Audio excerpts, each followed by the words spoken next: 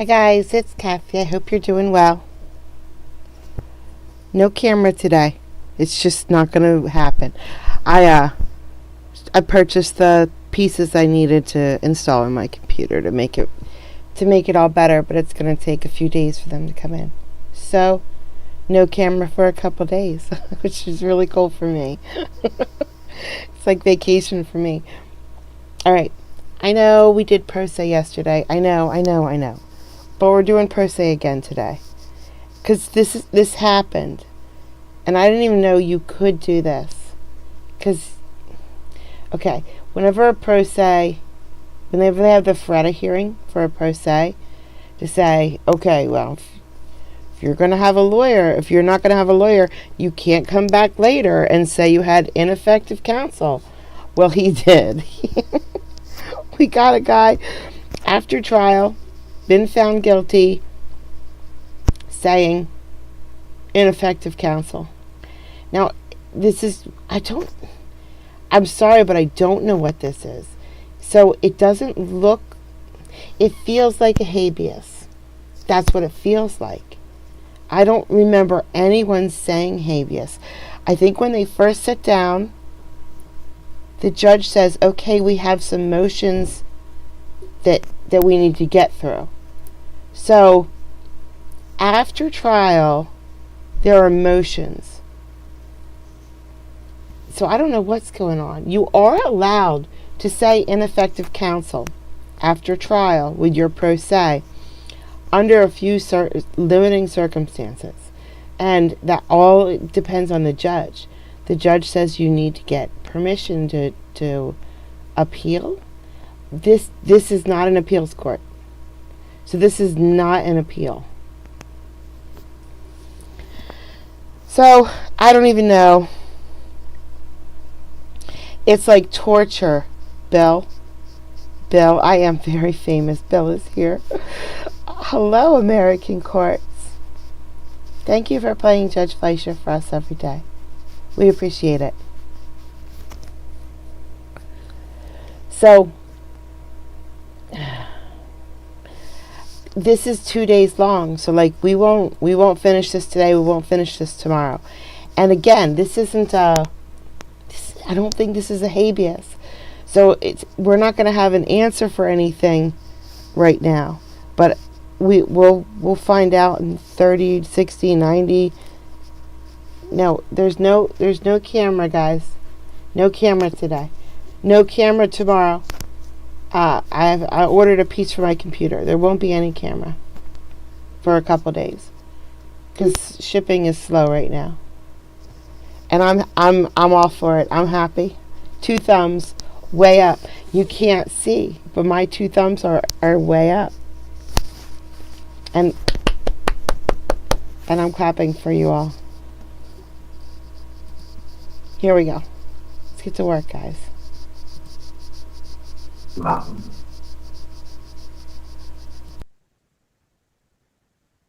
So, before we start, I went over your petition, sir, and so the grounds that you list is a Brady violation, sir? Yes. And the state claimed that the evidence was discovered after the trial, so there was no Brady violation. That's your position? Yes. Okay. Shoot, you said that the state said what now? Well, in their answer, you should have the answer. Yes, I had already got it. The state denies the claim and the evidence was discovered after trial, so there was no Brady violation. That's their position. Ground B, fair opportunity to retain counsel choice, violation of due process rights under the 14th and 6th Amendments. State said that's not a proper ground for relief. That's their response. Ineffective assistance of counsel, which is ground C. State denies belief that the body cam evidence was destroyed. However, since the defendant represented himself, he can't claim ineffective assistance of counsel. Ground D is newly discovered evidence. State denies that. State contends that newly discovered evidence must be more than 15. And it is evidence that would produce a different result. If I have anything wrong, let me know. Ground E is perjured testimony. State denies that. Defendant looking at evidence in a vacuum. Defendant brought up up non-zip pants when he was questioned at trial. Round F, due process violation, Sixth Amendment compulsory process violation, right to be present, present a defense. State's response was state that the defendant did not object to this and the deceased got to do so, therefore the issue was waived. Ineffective assistance of counsel, appellate counsel, that's your ground G. State's response is failure to raise suppression of body cam, Department of Counsel, waived by defendant because he didn't object. Did not appeal the novel motion to correct error. I have everything correct? Judge, one thing to correct, I Yes. believe my filing was in February of 2025, and at the time, we said that we weren't aware of any footage that Okay. existed. So my response was that basically that was not known to be available at trial, and then even though if it had been, it would have been something that would not have made a difference. So if it may or may not exist, I've never seen it. So if there is some footage out there, might be one of the evidentiary issues.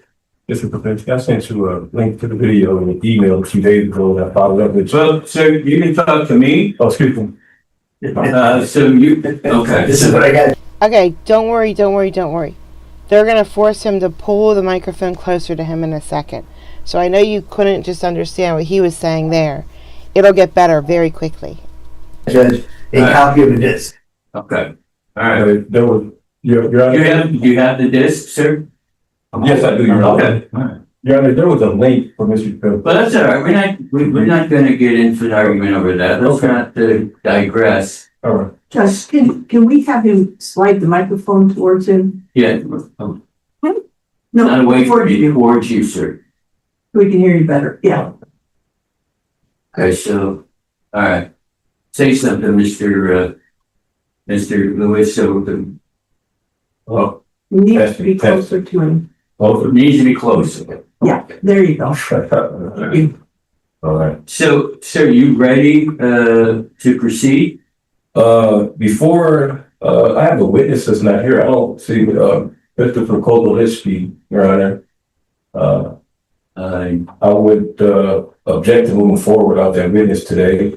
Well, He we have all our witnesses here, so if Mr. Kozolaki, was he served? Yes, he was served. Well, then he might be tied up in another court. He may arrive sooner or later on, but we can do the witnesses that are here now, and if Mr. Kozolaki doesn't show up, we can reset it for another day. Okay, before we continue, Your Honor, too, I filed a motion for the production of documents for Mr. Finn, Your Honor, and Mr. Finn did not bring any documents today. The petitioner believes it will be hard for him to carry his burden of proof, Your Honor. Without those documents, the petitioner is attempting to prove that at the time of the initial hearings that He is the petitioner. He constantly speaks about himself in third person here, and it does get a little confusing. But he is the petitioner. he was Hi, Maria. on suicide watch, Your Honor, and all those documents remain in possession of Los Angeles County Jail, Your Honor. When did you file that? Then March 13th? Yes, that was it. I'm trying to. March 17th. Yeah. It was about 10 days ago. Yes. And so I would object to moving forward today, Your Honor, without those documents. Yeah, was that the one that was released 5 years Well, ago? Because hey, that's crazy, Mr. Kelly. Finn, Wait, let me go look. you know what he's talking about? No. Well, I'm looking at the subpoena, sir, that was filed March 16th. If that's the one you're talking about. And Oh I'm no, not that's a different one. seeing I'll check anything it out about after. documents, so maybe I've got the wrong date. You can't see this film. That, did I have the date wrong? Because the only subpoena I see from Mr. Finn is the one that filed on March 17th, 2026. You just asked him to be here today at 10 o'clock. No, Your Honor, I have a copy of the actual. Sure, all I'm saying is what I have in front of me. So what date do you have on that subpoena you have? The subpoena, Yeah, the summons and subpoena that you said what date to produce those records? it said 13th is what day the subpoena was issued, Your Honor. Which month, sir? March 13th, yes. So I've got this on Odyssey. I'm looking at the court's phone. The motion, Excuse me, sir. I'm looking at the court's own record, and all I see is a subpoena for Warden Finn. I don't see a request for documents. So what I asked you, is there some other filing that you made that I'm missing? That where you requested documents from Mr. Finn? give me a second, Your Honor, please.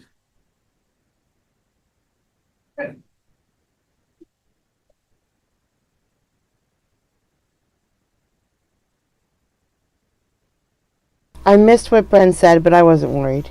I have a copy of the motion here, which was filed on March the 2nd at 11:22 a.m. March 2nd this year? Yes, March the 2nd of this year. This is the file stamp copy. Let me look at.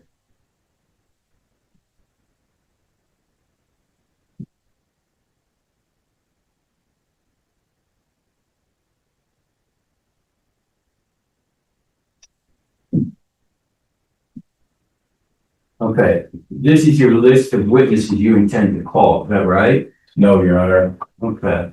I'm gonna look. Oh. Okay, I do see what you're talking about. Okay. So, the warden, Mr. Lewis did file a motion for subpoena ducis tecum back on March 2nd in 2026. And he asked you to provide all documents, notes, papers, medical reports, and electronically stored information relating, this is a motion for subpoena ducis tecum, but you never filed the subpoena. That's the problem, sir.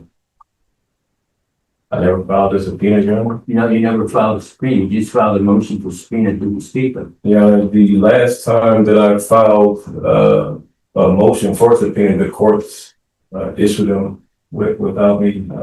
Well, that's dealing with cases concerning witnesses, because when you're representing pro se, and I'm sure you know this rule, I look at the witness list to see if I'm going to subpoena or approve all the subpoenas for this witnesses you call.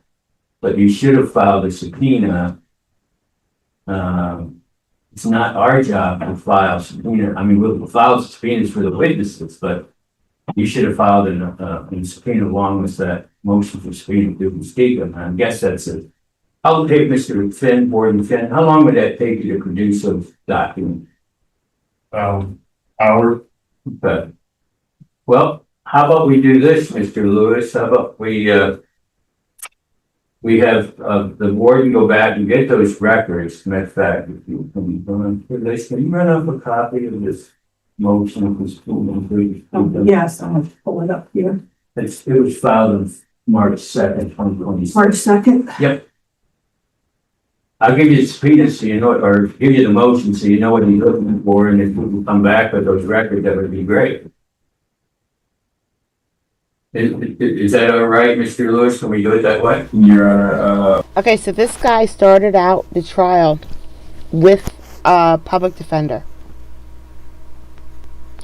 Halfway through the trial, he fires his public defender and goes pro se. Okay, so half of the trial, he did have a lawyer. Maybe that's the part where he can use ineffective counsel. I don't know. The reason why I say I don't know, because he puts on a different defense later that makes it seem like he was in the ineffective counsel, which he was. Kelly, thank you so much. Thank you. Now, we're going to see an officer come up first. And then I think right after the officer comes up, then we see his lawyer come up. And oh my gosh. Okay. You'll see. I don't have a problem with that. Okay, good. I So, would like to have a chance to review those documents also with them back. So, well, sure, I'm sure. You can have time to review those documents. I'm assuming you already know what they said. no, actually, I don't. Okay, all right. So what else can we do, sir, before we start you putting on your testimony or putting on your evidence? Okay, we can start with the, Brady violation today, Your Honor.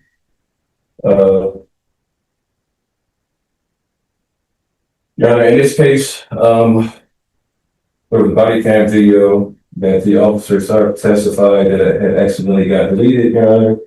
And the body cam video was found, after trial. The petitioner contends that, the body cam video is material, Your Honor. And it is relevant.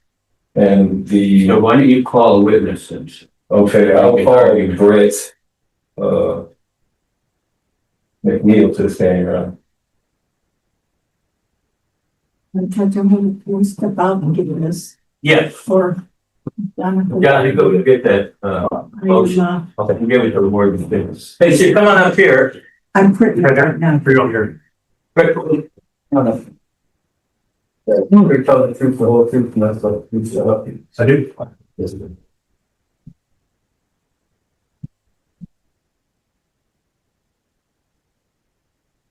You good there?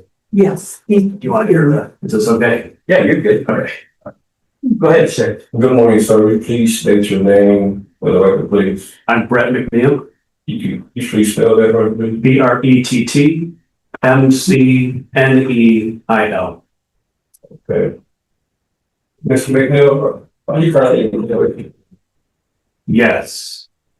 Where are you currently employed at, Mr. McNeil? I work in the Federal Defender's Office in South Bend.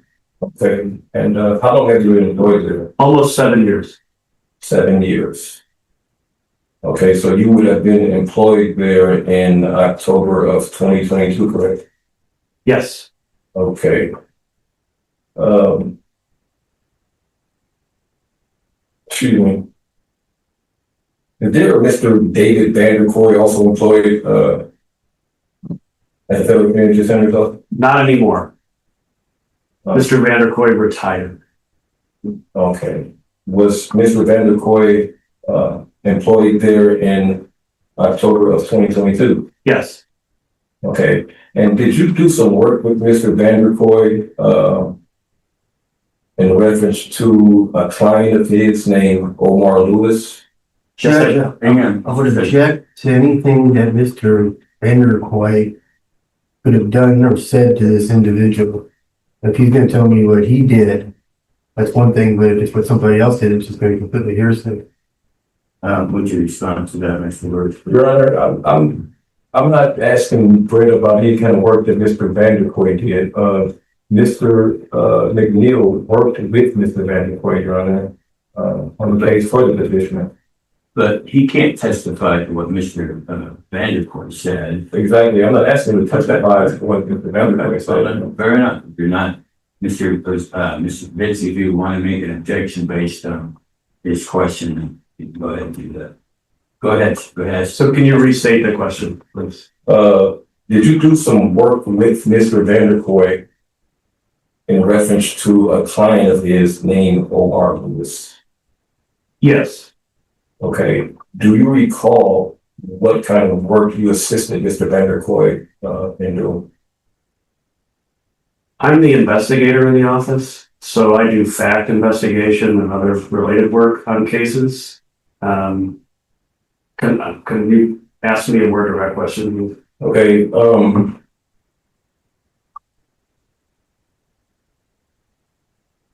Are you aware of any kind of work that Mr. David Vandercoy did that you assisted in with obtaining some kind of video footage while Mr. Vandercoy was representing the petition? During the course of our work on your case, I requested body camera footage and other related records from the Mishawaka Police Department. I did that at the direction of my supervisor, David Vandercoy. Okay. And you did obtain body cam video footage, is that correct? I did. Okay. Hi, Lacey. Mr. Wiggins? Speaking of video, They're going to talk about a lot of body cam videos that are bad, really, really bad. We don't get to see them. Do you think you'll be able to identify the body cam footage, DVD footage that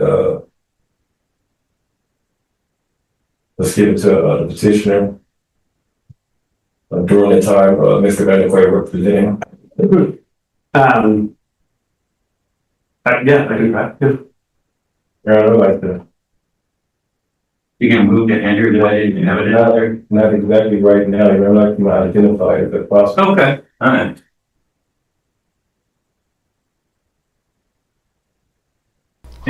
Hi, David. For the Welcome. record, what is exhibit what? The petition is exhibit A. Yes. It's been Hold on, I gotta. And why don't you do this? You had it in a sleeve, but why don't you put the evidence marker in the sleeve there, and instead of that way, we're not messing with this all there.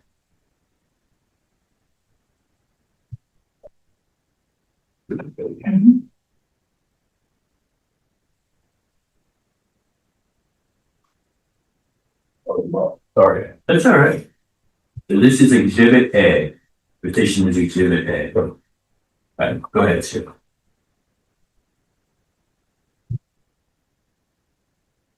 Mr. McNeel, would you say that that is an accurate representation of the DVD that was obtained with your assistance with while working with Mr. Vanderquay, the Federal Community Defender's Office? This looks like a DVD that we would have produced and sent to you. Yes. Okay, does it bear the Federal Community Defender's logo on it? At the top, it says Northern District of Indiana Federal Community Defenders, Inc. with the 3 office locations on it. Yes. Now, Mr. Mr. McNeil, do you have any idea what may be on the video, the DVD? Yes. What's on the DVD, Mr. McNeil? Objection, Your Honor. Not admitted one to. Yeah. Your Honor, at this time, petitioner would move to enter in a body cam video of Officer Andrew Sarks as Exhibit A. So you are moving to admit petition exhibit A? Yes. Mr. Kabinski? If I could board hire witness. Sure. Excuse me. Ms. McNeel, Have a seat, sir. Ms. McNeel, are you the keeper of the records of the Mishawaka Police Department? No. And so how that was obtained basically came from the Mishawaka Police Department. I personally submitted Hello, Martha. Hello. a public records request to the keeper of records for the Mishawaka Police Department. In response to that request, they provided multiple files. But you're not the person who could testify that is indeed what was in the records of the Mishawaka Police Department based upon their, I guess, findings or their searching. All I can say is what we received from the Mishawaka Police Department. I can't speak for them. Okay, thank you. So you moving to the 3 minute? Yes, I am, Your Honor. And I'm objecting that there's no close to a foundation for it. Your Honor, However, the one thing I would say is there's going to be an issue of newly discovered evidence. Mr. Hang on. Let me make his argument, Mr. And I do know that Sure. the court would have to look at it at some point. But I just don't think there's the kind of foundation. I guess there might be 2 arguments I'm making. One is for the newly discovered evidence review, and the other is just for the admissibility of it. Your Honor, I'm going to overrule your objection. I'm going to allow you. There's nothing to argue, sir. Your exhibit's in. okay. Mr. McNeil, that'd be it. Mr. Kabinski, cross.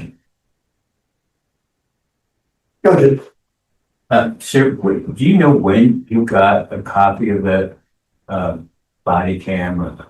I do. I submitted, I'm going to answer that in 2 parts. I submitted my request late November, I believe it was 23, and received it, I think that's correct. And then received it early December of that same year. All right. One more question here. Thank you, sir. So, anything to follow up on that, Mr. Lewis? One more question here, for the record, Mr. McNeel, can you identify the name of the officer that's on front of the, DVD, please? Objection. The DVD's already It's in the evidence. evidence, sir. It's already, I'm gonna be able to read it and see the name. Okay, But since that exhibit's already been entered, so you need to put that exhibit on the table here in front of the bed, so you have a copy of it. So are we done, with Mr. McNeel? I am done, Your Honor. Okay. Mr. Kapinski? I guess one thing, I guess, to clarify on this timing thing. Mhm. What is this investigation, I guess, under what umbrella? Is it some sort of PCR? Is it some sort of? We represented Mr. Lewis on a supervised release violation. That was, there was a state case predicate for that violation. So this video had something to do with that? We were looking at the facts, and, you know, broadly speaking, in the state case at one time. Oh, okay. Did it go anywhere? No, Nothing else? All right, are we done with Mr. McNeel now? Mr. Lewis? For the moment, Your Honor, I wouldn't want to do something with subpoena at this time, Your Honor. You don't mind releasing No, those? but I'm done with testimony right now. Okay, well, sir, go have a seat back in the courtroom. All right, call your next witness. I'd like to call Officer Andrew Sarks to the stand. Leave it in a hall. Okay, why don't you go get him? You gonna go get him, mister? Okay. And I'm sorry, I didn't, who are you calling? Officer Andrew Sarks.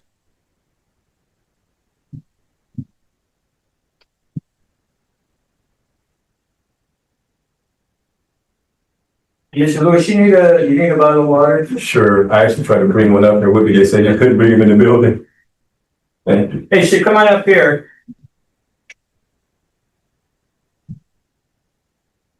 You raise your right hand for me, please. You swear to tell the truth, the whole truth, and nothing but the truth, so help you. Yes, sir. Have a seat right over there. Okay, so I clearly lied. That's another officer. But after this officer, I think that his lawyer comes up.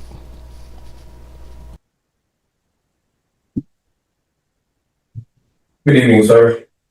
Could you please state your name for the record, please? State and spell your name for the record, please. Sergeant Andrew Sark, S-A-R-K. Okay, and where are you employed at, Mr. Sark? Mishawaka Police Department. How long have you been employed at, Mishawaka Police Department, sir? 10.5 years. Okay, 10.5 years. So you would have been employed there on September the 3rd of 2022, is that correct? Yes. Okay. Do you recall on the night of September the 3rd, incident or an arrest involving the petitioner Omar Gray Lewis? Yes. Okay. And what was the nature of that you arrest, if you recall, sir? I believe it was a sexual assault. Okay. And you did some investigation work with that involved in that case? I just interviewed the victim shortly. Okay.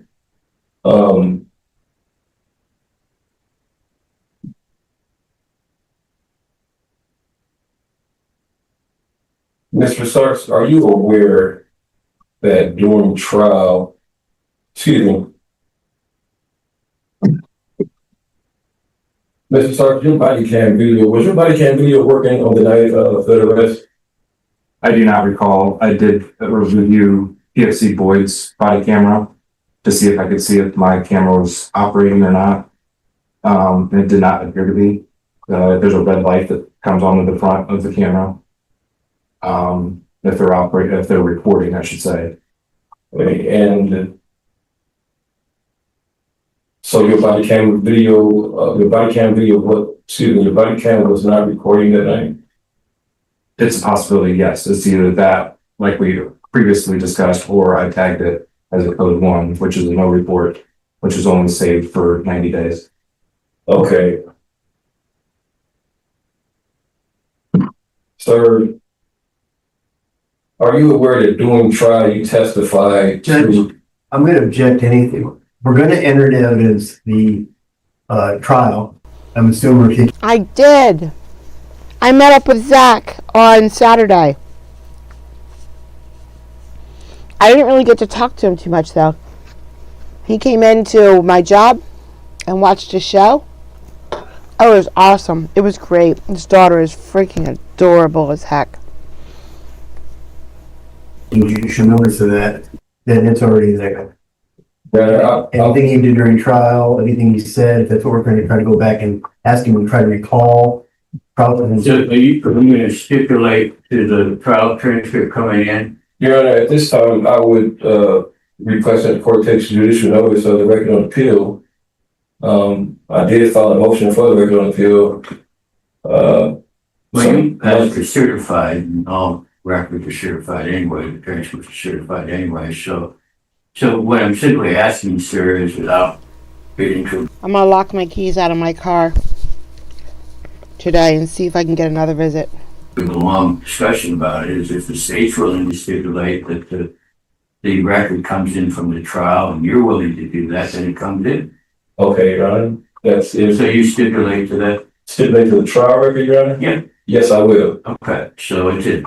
Okay. And so Mr. Kropinski objected, stating that, hey, whatever we said at trial, I can look at that transcript. Your Honor, with respect to Mr. Kropinski's objection, Your Honor, again, the rules of evidence, 612 allows for a writing or object to be used to refresh a witness memory, Your Honor. That's what I'm attempting to do right now. Okay, well, then I'll overrule Mr. Kropinski's. Normally you refresh a witness's memory when you ask them a question and then they say words like, I don't remember. But you don't just give them an entire trial to refresh their memory on a question you haven't even asked them yet. I could definitely live on grilled cheese, I think. I really think that I could. Objection, and you go ahead and ask them. Mr. Sarks, Wait. are you aware? Am I allowed to have potato chips with it? Because if I could have potato chips with it, I definitely could. That's not a double negative. It's two positives. That during the trial you testified to the video accidentally being deleted. You stated that the video purged itself after 90 days and that basically you never even seen the videos that you testified. You were testified that. Yeah, you showed it doing out there. Okay.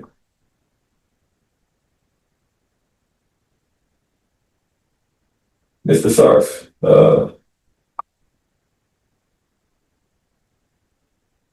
As long as I'm involved, Josh, I'm happy with any grilled cheese, as long as I get to be involved. Mr. Sarks, would you be able to identify the body cam video if it was shown to you? Yes. Yeah. Your Honor, if the petitioner would like to make an offer to refresh the witness's memory, the record reflects that Mr. Sarks testified to body cam video deleted. He testified to never seeing the video. And Your Honor, I would like you to authenticate the body cam video, Your Honor, with the testimony. If he just testified that he didn't see it and it had been deleted, how can he testify to the whether it's accurate or not? Maybe I'm missing what you're trying to say. Your Honor, I mean, your exhibit's in. He's saying that it got erased. I'm assuming that what I'm going to look at some point. I want to too, JK. That was for your cat. Something is somebody's body cam. But it's not his body cam, and he can't testify to. Your Honor, the body cam video that was entered into evidence in the body cam video that was covered after trial of Officer Andrew Sarks. I am attempting to have Officer Sarks authenticate the video. It's already been in, sir. It's already been admitted. There's nothing to authenticate. The exhibit's already in. And so he testified, you asked him, hey, did you testify at trial?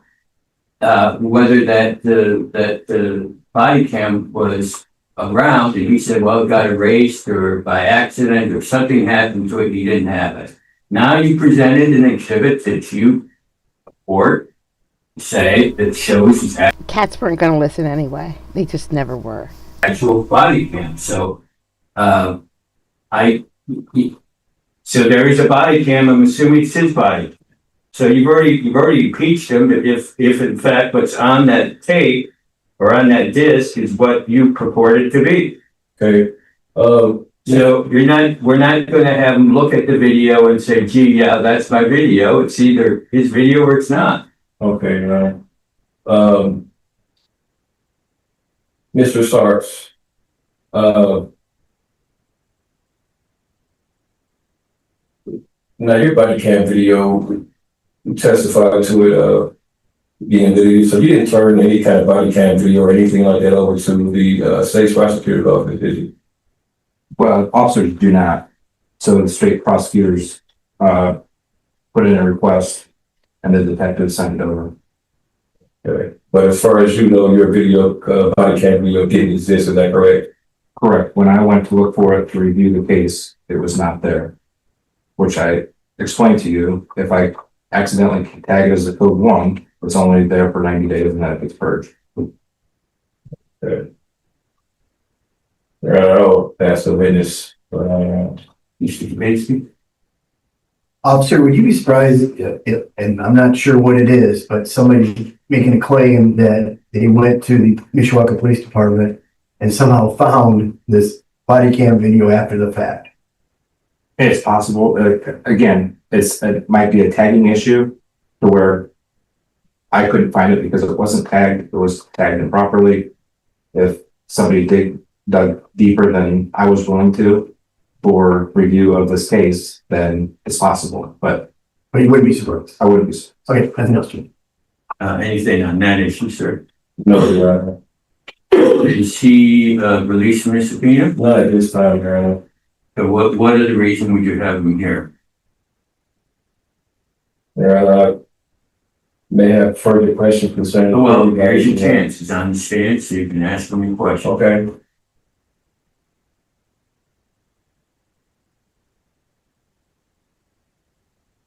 Mr. Sarks, during the arrest of the petitioner, do you recall if another officer also interviewed the alleged victim in station? Objection, you wouldn't know that unless somehow he saw this other or weird report that would be in. So I'll make any answer. Your Honor, Officer Sarks was assisting arresting officer at the scene, but he would have personal knowledge that. Well, did you see anybody interviewing the victim in this case, another officer? I don't recall. There's your answer. So you would say that you were the only officer that interviewed, or? At this time, yes, but again, that was 4 years ago, so I couldn't say whether or not without looking at other officers' reports that they interviewed or not. Okay.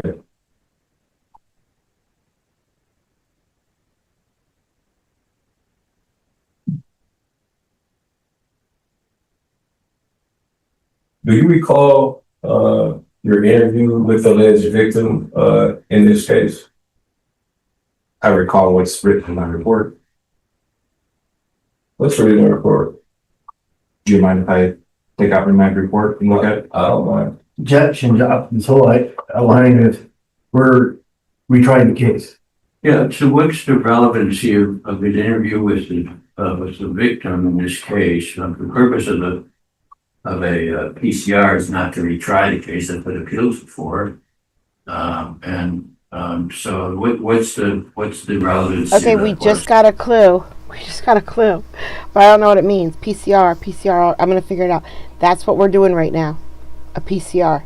So it's not a habeas. It's not appeals. Monica, thank you for the cheers. Thank you.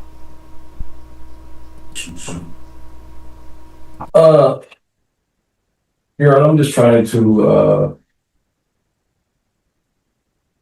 corroborate, Officer Sarks' testimony, with the, body cam footage, Your Honor. Images The or, body cam footage will speak for itself, so the two shouldn't suspend. okay, I don't have anything further for Mr. Sark. So I can release you a subpoena.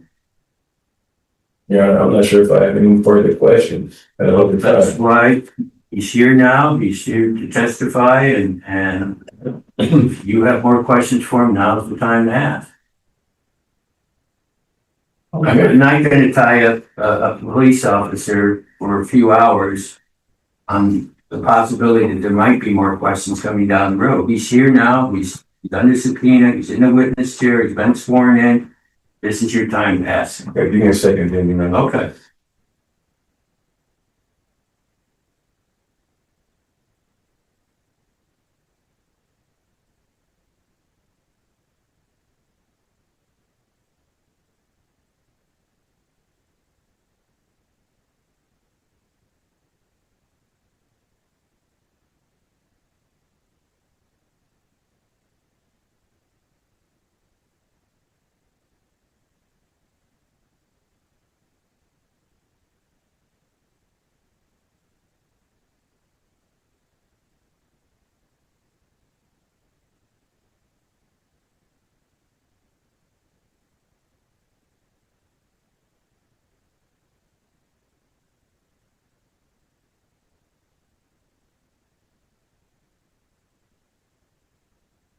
I'll go ahead and, release Officer Sarks from and You can see. You release. Yes, it is. All right, post-conviction relief is what we're looking at right now. And I think they want a new trial. Yep, if he wins, he can get a new trial, which won't help him. Or the judge can just modify the sentence instead. We don't know what the judge is going to do yet. We won't know after we're done with this tomorrow. Thank you. thank you. Mr. Lewis, go ahead and call your next witness, sir. Okay, now it should be his lawyer. Because I said so twice now. Your Honor, my next witness right now would be, Mr. Masters, Your Honor.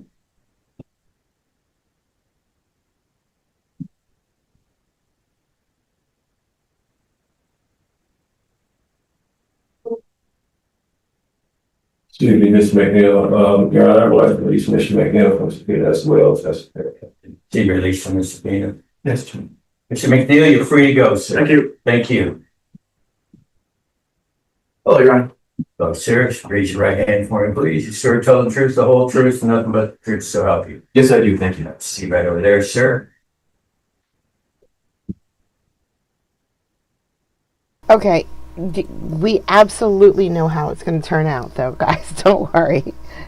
There's no question. Good afternoon. This guy will explain it to us. Sir, be sure you state your name for the record, please. Made me pause. It's still morning. Albert Robert Masters. Al? That's what the A stands for. Yes, Mr. Lewis. I didn't get a choice in the matter. It's my Nobody can blame him for how he was named. That's my grandfather's name. Robert and Albert are my grandfathers. What the heck is wrong with Albert? There's nothing wrong with that name. Okay, hey, Robert Masters. Okay, Mr. Masters, could you please, spell your name for the record, please? Oh, sure. Well, Albert is A-L-B-E-R-T. Robert is R-O-B-E-R-T. And Masters is M-A-S-T-E-R-S. And Mr. Lewis, you can call me Bob. We've known each other long. I like that. Maybe I don't at this time. Mr. Masters, where are you currently employed at? In a private capacity, I am a non-equity partner with Nemeth, Feeney, Masters, and Campini, which is a general practice law firm here in South Bend. Separately, I am employed as a major crimes public defender on what is considered a part-time or 30-hour per week basis with the St. Joseph County Public Defender. How long have you been employed with the public defender's office in South Bend here? It's not a question that I can answer that easily, and I'll tell you why. I had a position with the public defender beginning in 2019, as I guess you would call it, an independent contractor to do limited representation at bond review hearings. So at defendant's initial arraignments, I became an employee, if you will, in some point in mid to late 2022. There was an opening for a level 6 felony deputy public defender that Jim Corporal offered me. I don't remember the exact start date. I just know it was still COVID time, but at a period of time when we were going back to court in person. So I'd pin it at September or October of 2022. Excuse me, 2020. Okay, I was cutting you short this time. Okay, do you recall representing the petitioner Omar Lewis in a case in, I believe it was September of 2022? Oh yes, I remember, Mr. Booth. Okay. Can you tell me a little bit about that representation? I'm sorry, I didn't hear your question. Could you tell me a little bit about your representation with the petitioner Omar Lewis? You had like, what were you representing him on? Sure. And actually, That helps me. You were charged with, as I remember, 2 offenses. One was a level 6 felony for sexual battery. The other was, I believe, a class A misdemeanor for interference with the reporting of a crime. I took it about halfway through trial. We had a jury trial, and then I think the state was still calling its witnesses when you then asked to represent yourself. so you did in fact represent the petitioner from the beginning of the case until roughly about mid-trial. Yes, that's correct, Mr. Lewis. Okay. Do you recall receiving any kind of pretrial discovery materials from the state in reference to Mr. Petitioner Omar Lewis? Yes, I did. I recall, and I did. Yes. Okay.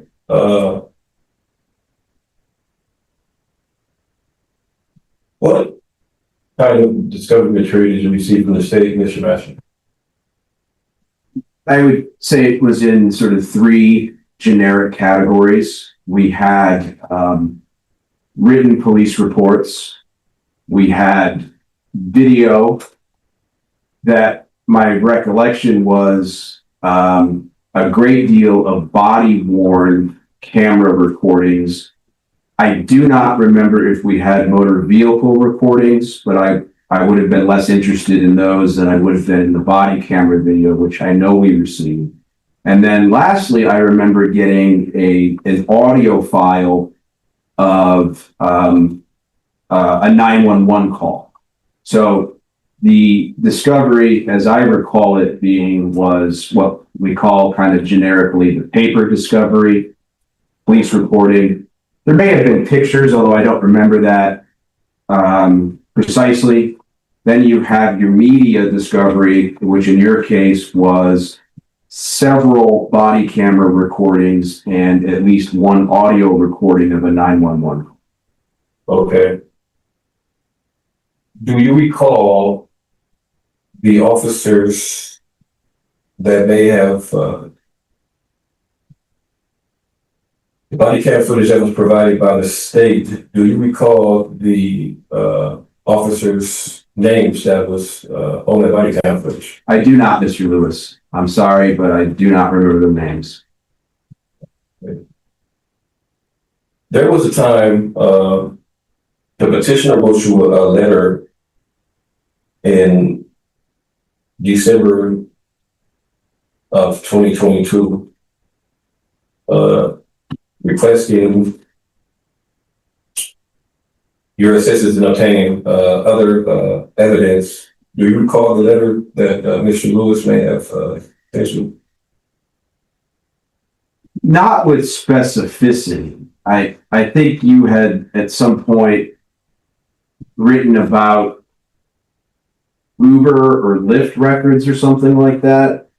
You were also simultaneously, though, directing me to try to get your case to trial as quickly as possible, as I remember. So when you say a date of a letter, I don't remember the date. I don't remember, I got a few letters from you. What jumps out in my memory is a discussion about records from one of the, pay-as-you-go driving companies. I'd like to refresh Mr. Masters' memory with a letter. Whose letter is that? The letter from the petitioner written to Bob Masters. I should simply refresh his memory. Are you gonna enter that into? Not at the moment, Your Honor. All right. Mr. Kavinsky? I think he needs to mark it and have it identified. Yeah, I do think we do should do that. Petitioner's exhibit B. Let's distribute to Liz and she'll mark it.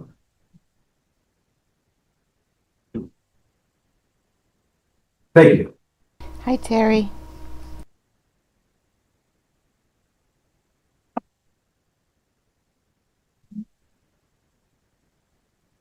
Mr. Masters, Let him read the letter first.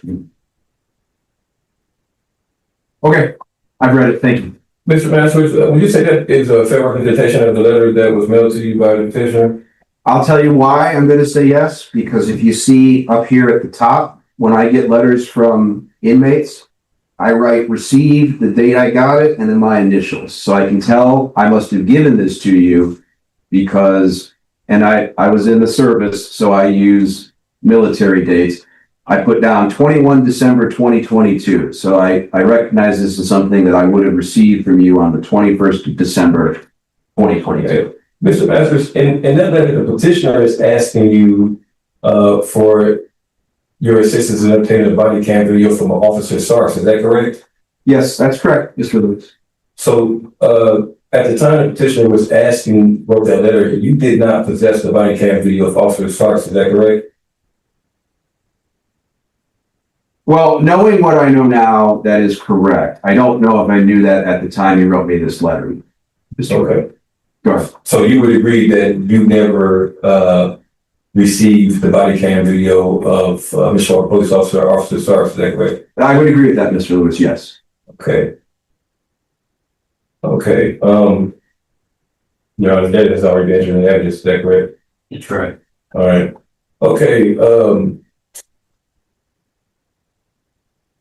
Mr. Masters, during your representation of the petitioner,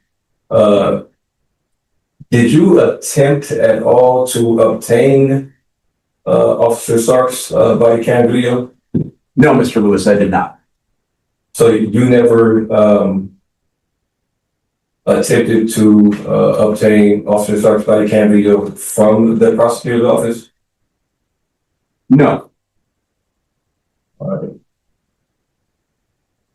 Were you aware that his body cam video existed? No. Okay. Did you do any kind of independent investigation concerning obtaining Officer Sarks' body cam video footage? Well, keep in mind, we had quite a lot of body camera video that you and I watched together at the jail. And so I felt like I had a pretty comprehensive picture of what happened on the day you got arrested. So the answer to your question is no, I did not try to run down one particular video from one particular officer in circumstances where I had multiple body camera videos, including those that were sort of depicting the aftermath of the events for which you were arrested. Okay. So you basically, you didn't believe that, trying to locate Officer Sarks' video was necessary, body cam video was necessary, is that correct? No, I did not feel that. Well, first of all, right. To answer your question is yes. Here's the situation. So I had forgotten this. I knew you wanted to get your case to trial pretty quickly, but your letter to me says, thanks for filing the motion for early trial. So I must have asked for a speedy trial. So he's, if you need to be pulled back in, he is complaining that his lawyer didn't track down every single body cam there was from that day, and that's because he didn't want to wait for his lawyer to do any investigation. He wanted a fast and speedy trial, but that's not the only reason why his lawyer didn't track down any body cam footage that day. It gets worse. There's a tension. When you want to try your case as quickly as possible, sometimes the sacrifice is getting, not having the luxury of time to run down every single piece of evidence you might want to get. That is not to say that, I was less than prepared for your trial under an early trial basis. My feeling was you and I had looked at the body camera from multiple different police officers, and I 100% did not want the jury to see any of it because I thought it was so prejudicial to your defense that I would not have gone out of my way to find more video, because the way you were behaving on that video and the words you were saying were so bad for you that I thought, I know what's happened. I've seen what's in these videos. I'm not trying to go collect more evidence that I think would be shown to a jury and make you look bad. So this is a complex way of answering your question, which is, I did not feel it necessary to have any further body camera video, number one, because the body camera I had, one of them I remember being close to an hour in length, gave me a very comprehensive picture of what happened. But second, Mr. Lewis, you have to understand, you look very bad in that body camera video. And I would have done everything possible to prevent that from being played to the jury. That is, in fact, why you discharged me, because you and I had a fundamental disagreement on what the jury should be seeing or not seeing. Mr. Master, you just testified to reviewing the body cam video of multiple officers that's at the scene, is that correct? Yes. Okay.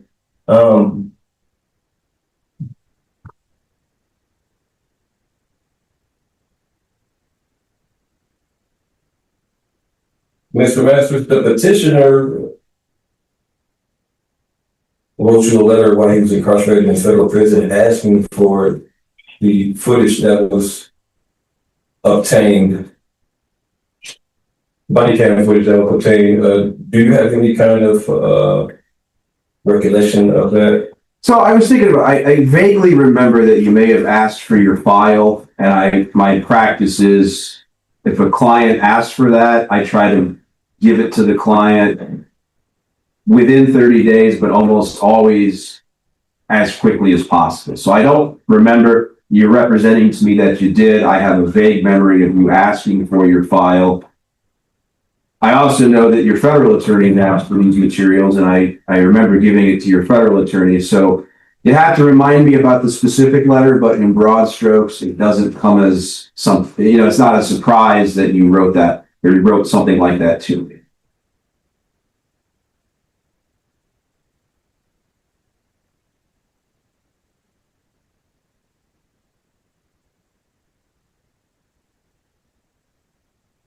Mr. Masters, do you recall a letter that you wrote to the petitioner in November 2023 stating that there were no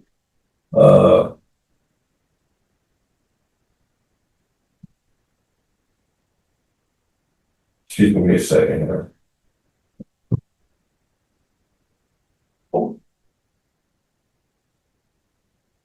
Do you recall a letter that you mailed to petitioner in November 2023 stating that there were no physical evidence in this case and that the single testimony of the witness alone would be enough to sustain judicial conviction? I do not remember that letter. I know broadly the concept you're describing. I also do appeals for the public defender, and this comes up from time to time on a sufficiency of the evidence argument.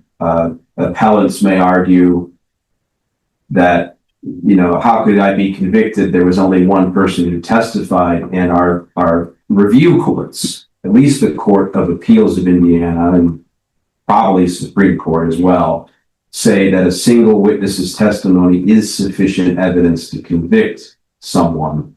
So I don't remember writing you that letter, but it doesn't surprise me that that's what I would have said to you. It's not an uncommon question or not an uncommon concept that I've dealt with both as a trial attorney and as an appellate attorney, Mr. Lewis. Okay. And I would like to enter into evidence, letter from Mr. Masters, Your Honor. This would be petitioner's exhibit C. Show it to me. Okay. Want to see it? No. Okay. He doesn't want to see it. So you can just show it to him. So what are you showing? What? That is,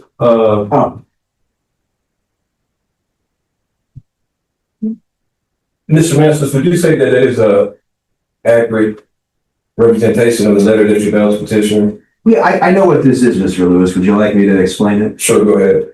For almost every person that I'm defending, whether I'm assigned by the court to represent them or I'm privately engaged, I write them a letter like this that I call a pretrial memorandum. And what I do is I present to the client before their trial.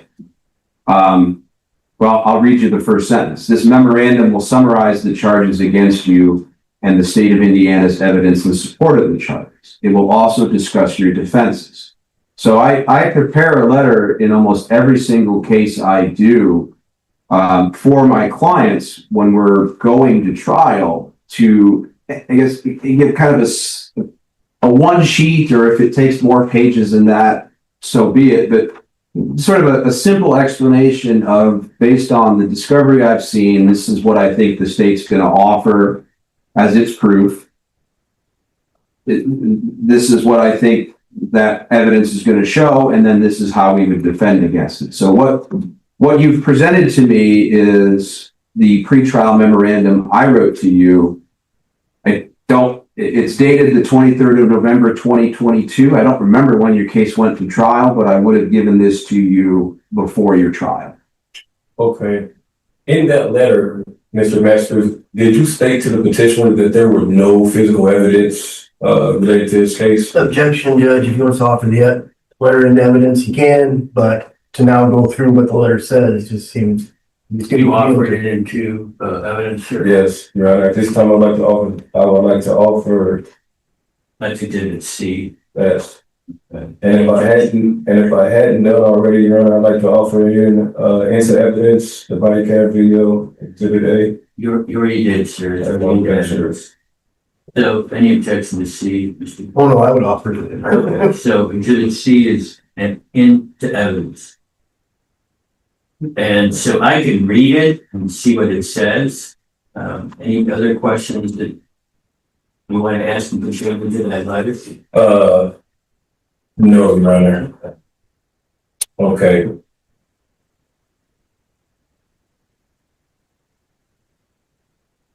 Mr. Masters,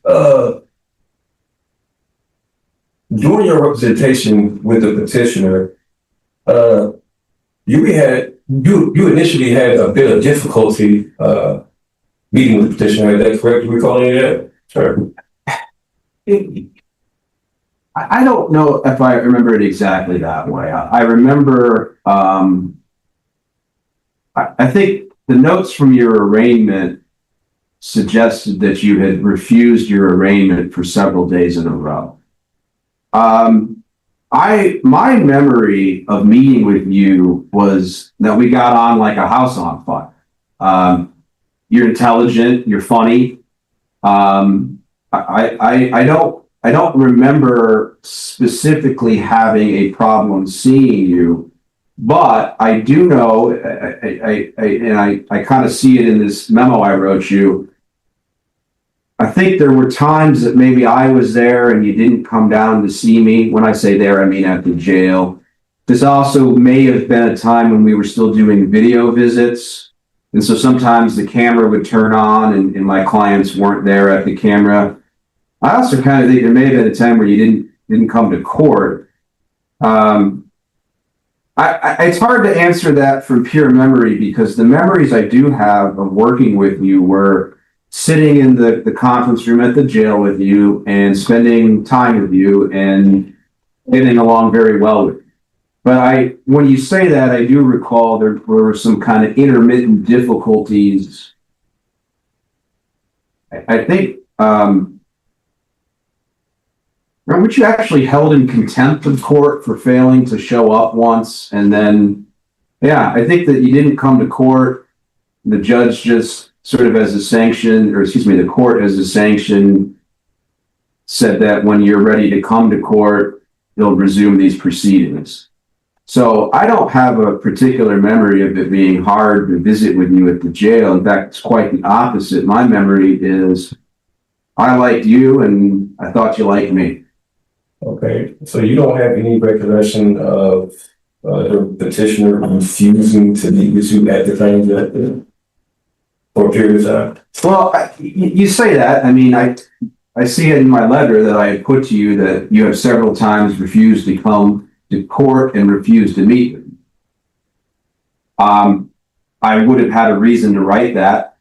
I'm not going to guess why I did, but sometimes what happens in the life of a defense attorney is you go down to the jail, you turn in your client's name or the names of your clients, and you sit in the visitation booth for half an hour wondering where your client is, and then at some point a sheriff's officer may give you the courtesy of saying, oh, he refused. I don't have a specific memory of that happening, but I see that I wrote in my letter that you had done that, so I wouldn't have written that to you if I didn't believe that's what happened. Second.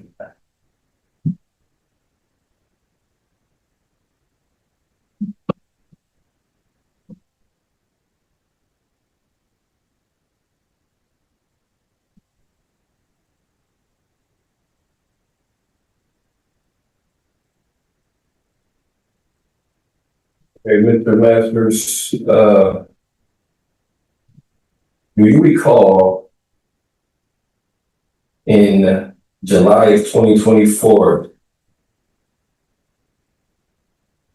sending the petitioner DVD and the audio file that was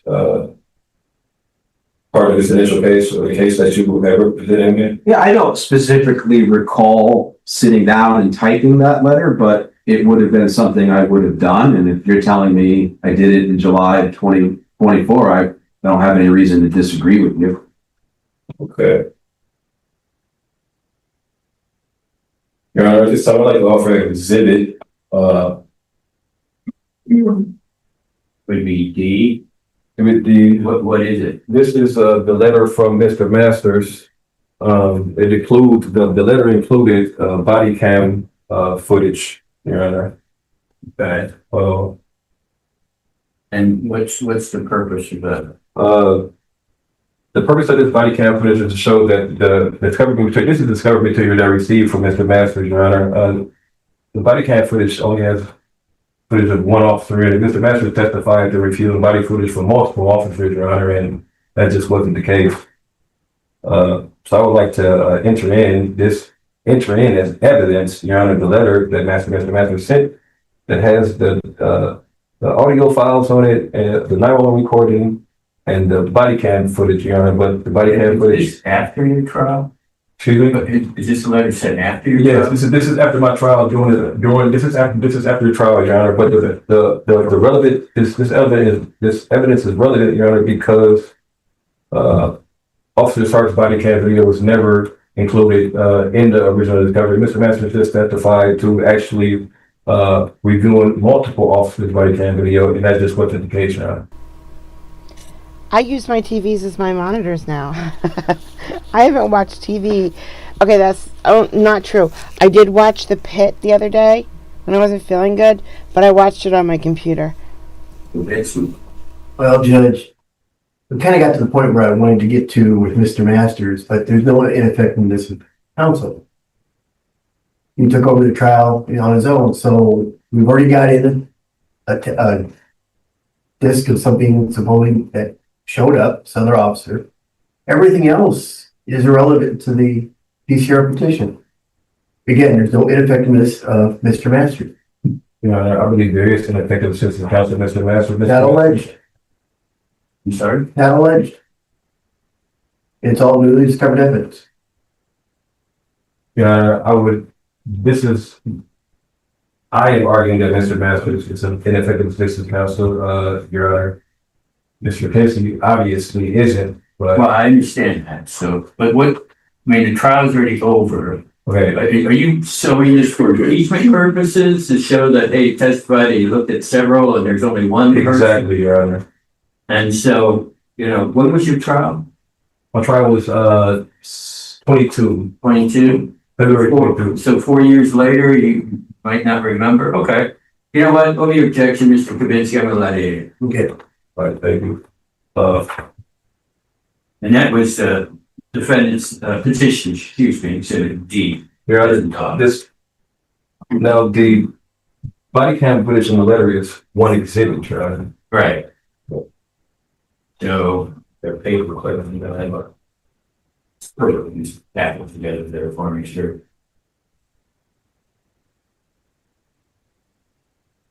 All right, go ahead. all right.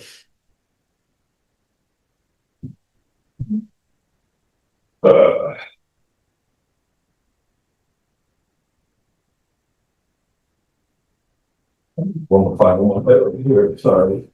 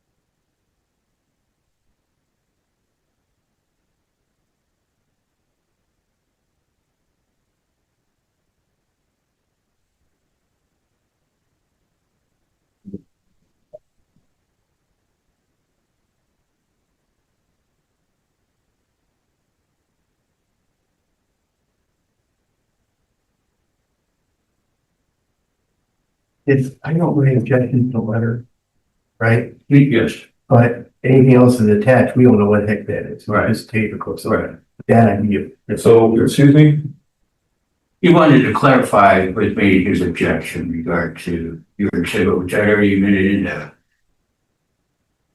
Do you have any other questions for Mr. Nelson? Yes, I do, Your Honor. I'm trying to, locate, other evidence over there. I apologize. No, I'm fine. Thank you, Your Honor. I apologize for the time.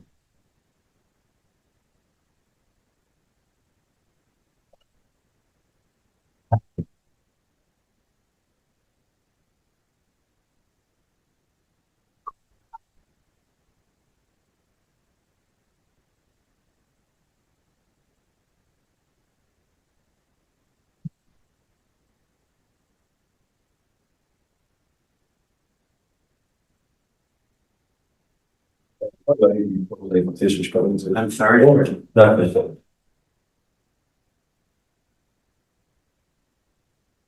Okay.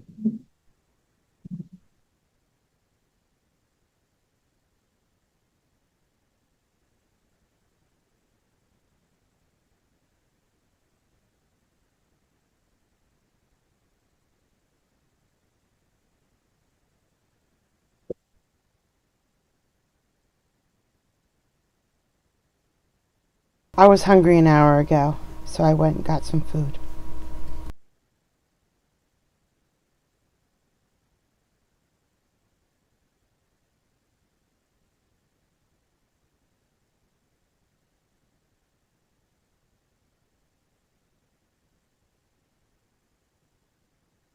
So, Mr. Masters, there was a period of time between your representation from roughly about from September to December where the petitioner refused to meet with you at the county jail, and you said you have no recollection of that, correct? Objection has been answered. Yeah, he did answer that question. You said that he wrote a letter, you even presented that letter as evidence where he said, I don't recall that, but I would have put in that letter, he put in that letter that you refused to see him.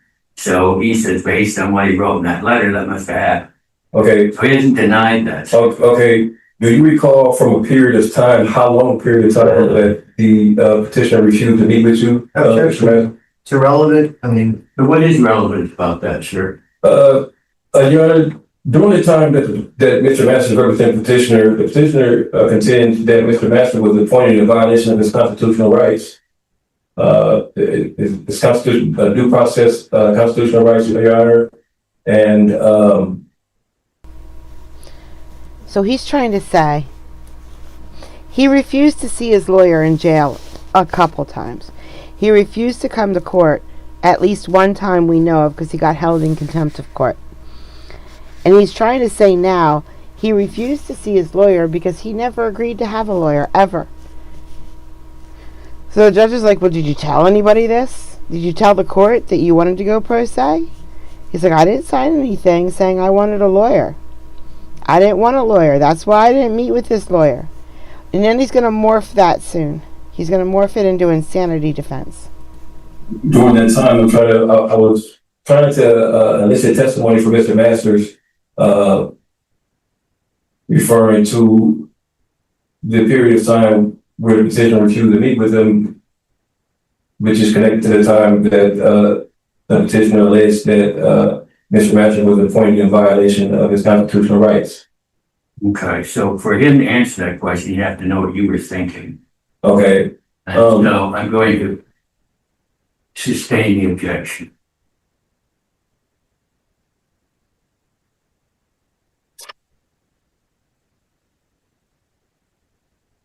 Mr. Masters, back in September of 2022, you wrote the petitioner a letter that stated that he refused to meet with you.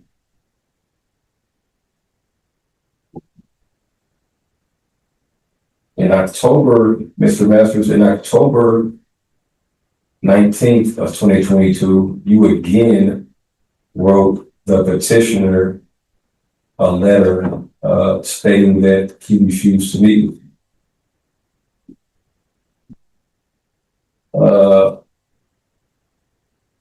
In December 6th, Mr. Masters, you wrote the petitioner a letter again stating that he refused to meet with you.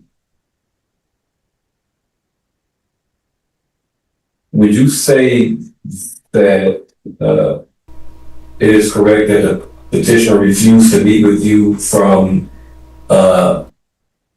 September, the time you were initially appointed, until December of 2022?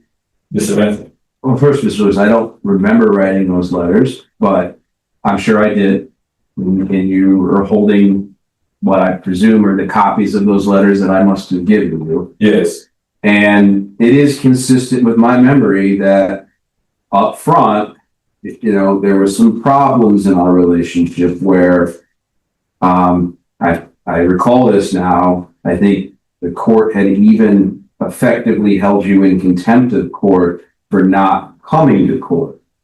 So I'm contextualizing this as there was this period of time where I think you must not have been cooperating, or I wouldn't have said those things to you. And when I say people refuse to meet with me, Although I don't remember the specifics of your case, that typically means either one of two things. Either I went to the jail to see you, which was is my preferred way of meeting with a client, or back then, because the jail was, the jail and a lot of defense attorneys were still using video technology, that I had scheduled a video conference and you didn't come to the video conference. I don't remember which is which, but my meaning of that would have been that I had made efforts on those occasions to either see you in person at the jail or at least have a video conference, and you would not have shown up, excuse me. Mr. Masters, when did you first become aware that the petitioner was in fact refusing to attend court? I don't know the date and time. I just remember being in this courtroom. You were set for a court appearance, probably a status or maybe an appearance of counsel, which is first appearance that I would make after being appointed by a public defender. And I remember being informed in this room, it would have been by a sheriff's officer, that you were refusing to appear. And I remember the court's reaction was, I don't know if you were formally held in contempt in the sense that there was a contempt finding, but I remember the court saying something to the effect of that when you finally are willing to appear in court, either you or I should notify the court and then the proceedings would resume. But until you decided to cooperate, there would be no further court proceedings. Okay. I'd like to offer Mr. Masters his exhibit letters, more letters, Mr. Masters exhibit. What are those letters saying that where you refuse?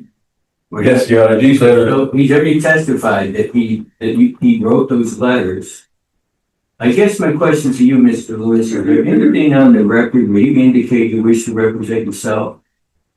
Excuse me? Is there anything on the record that you can show that you told Mr. Masters, you told the court that you wish to represent yourself? Because I think that's the road we're going down. You're making this argument. I'm refusing to see my lawyer. Your Honor. Hey, let me finish. I'm refusing to see my lawyer because I don't want somebody to represent me. So is there any record, sir, where you indicated that you wish to represent yourself? Your Honor, the testimony of Mr. Master is not that I refuse to meet with him because I attempted to represent myself. Your Honor, Mr. Master was appointed to the petitioner in violation of the laws and Constitution of the United States. The petitioner in this matter, Your Honor, never requested the appointment of counsel. The petitioner in this matter continued. Did you ever indicate that you wish not to be represented by a public defender's office on the record?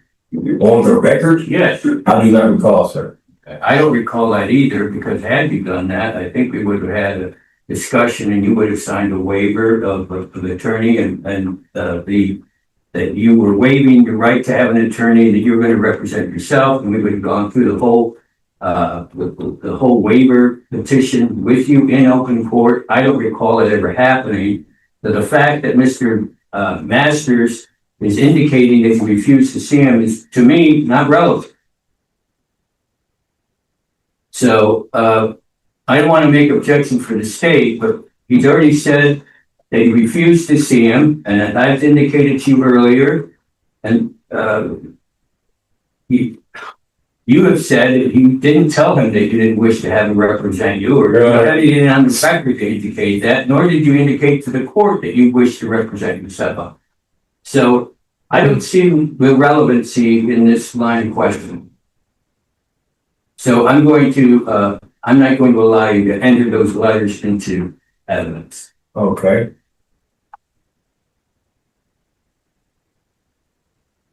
Mr. Master, during your time that you represented the petitioner, were you aware at any point during your representation of the petitioner that the petitioner was experiencing some kind of mental health issues? No, I did not perceive that about you. I guess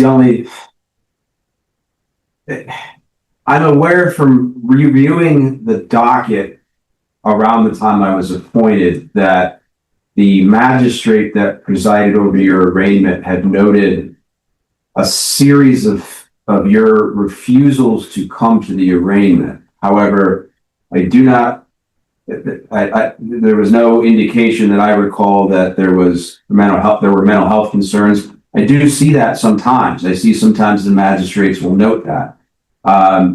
But as far as my personal observations of you and what I knew about your mental health, no, sir. When we worked together, I found you to be, frankly, of high intelligence and somebody that presented zero competency or mental health concerns to me. You guys have listened to him for an hour and 26 minutes now. And I mean, not everything he's saying is correct, but he doesn't seem mentally incompetent to you, does he? He's actually doing way better than most other pro ses we see, even though he's just wrong in everything. Hi, Jude. So you didn't petition the court or anything like that, for a mental health evaluation concerning the petitioner, is that correct? You raised that in your petition, sir, about you not being competent to stand trial, or you were insane at the time of the offense. Did you raise that in your petition? Your Honor, the petition stated that the petitioner was on suicide watch at the time that the court appointed Mr. Masters. Okay, but my question to you, sir, is that about competency and insanity. So you were on suicide watch. The petitioner, yes, the petitioner had alleged in his petition, Your Honor, that Mr. Masters was appointed to the petitioner in violation of the law of the Constitution of the United States. I get your objection and basis of it. Okay. But during that time,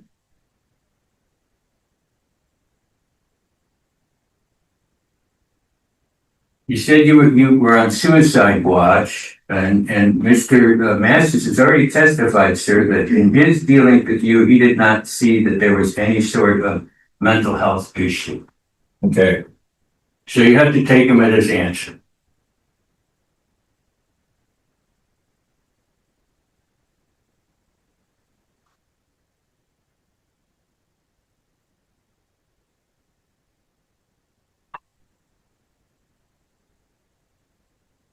Mr. Masters, the petitioner wrote another letter in December of 2022,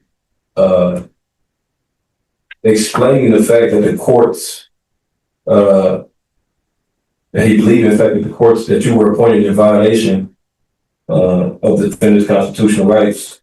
Do you recall anything about that? Sir, did you raise that issue in court with the court? Did you raise the issue that you did not want a public defender, that you wish to represent yourself, that your rights have been violated, and that Mr. Issue is your attorney? Your Honor, that issue is raised in the petition. But you raised it in your petition, sir, but you gotta have a record of it somewhere. You gotta say, hey, you know what? I didn't want this attorney to represent me, so instead of making a record on it before you were tried, you can't go back later on and say, well, gee, I didn't want any representation. So is there anything on the record, sir, that would indicate that you wish to represent yourself? Or that you were going to hire a lawyer? During trial, Your Honor, the petition I don't know, Josh. I don't know. He is crazy, but that's just how he is. That's just how he is. A little late in the day, sir. It's a little late in the day during a trial. And as I recall, sir, I let him out of the case and let you represent yourself. Your Honor, from the beginning of the case, at the time of the petitioner's initial hearing, at the time that Mr. Masters was appointed to the petitioner, Your Honor, the petitioner has filed affidavits that he was in the St. Joseph County Jail. It gets worse, guys. It really does. There is no way that... See, so now he's saying he didn't meet with his lawyer and he didn't come to court because he was on suicide watch, therefore he was insane. Petitioner could have requested at the courts, Your Honor, appoint. At any point in time during any of the proceedings prior to trial, you are saying, you're claiming there's no time that you could have indicated your desire to not have Mr. Masters or the Public Defender's Office represent you. Is that your claim? No, Your Honor, your claim is the petitioner was never given a fair opportunity to secure counsel of his own choice, Your Honor. Again, sir, did you ever indicate to the court that you wish to hire your own lawyer? Did you ever do that on the record? Your Honor, the petitioner was never given an opportunity to do that. Were you in court? Did you appear physically in court and say, Judge, I'd like, because this happens all the time, I'd like to hire my own lawyer. Did you ever do that, sir? Your Honor, the petitioner does not recall. Simple question. Did you do that? You don't recall that ever happening? The petitioner does not recall that. I guess we'll look at the record and see. But I think we've beaten this horse to death. And so I think you need to move on.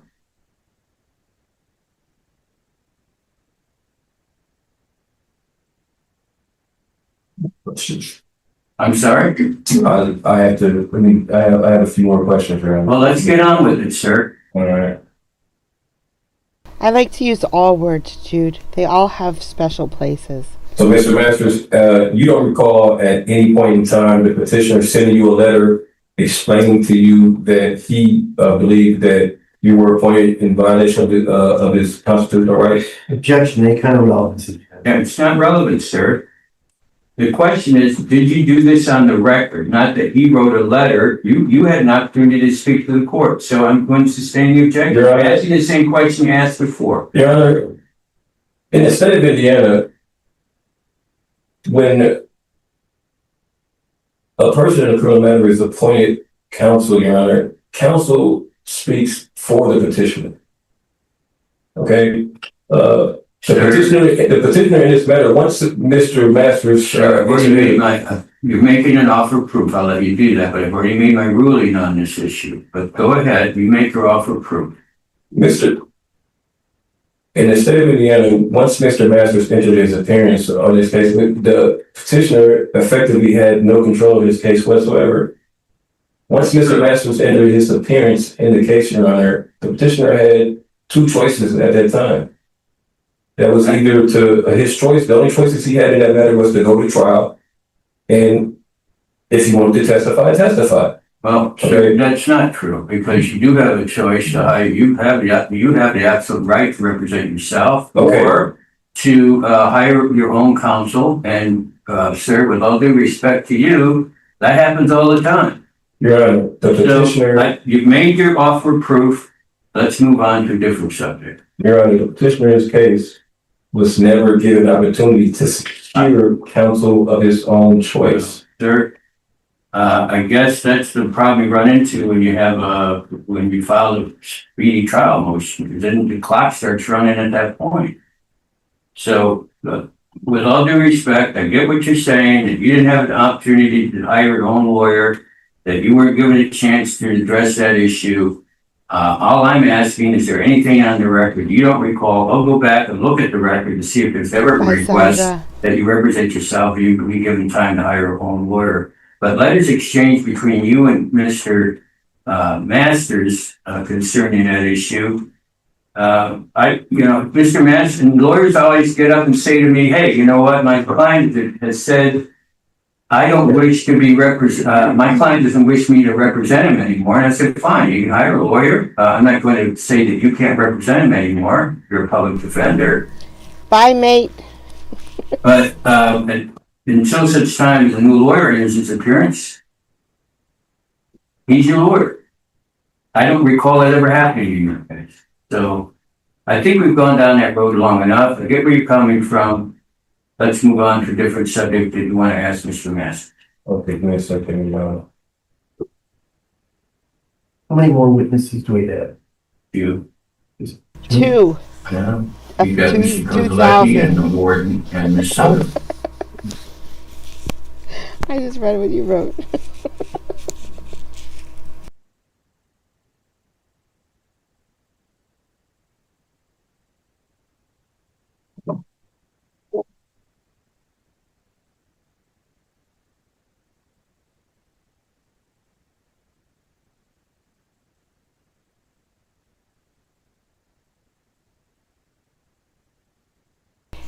See, Jude, if you're in that much pain, say the S word real loud. It'll make you feel better.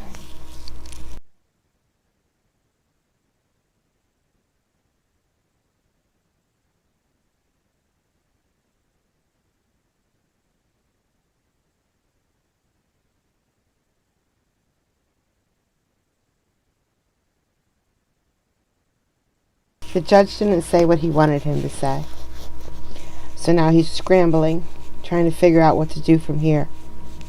He's actually not doing a bad job. He's not winning. But he makes it worse. He's about to make it much worse.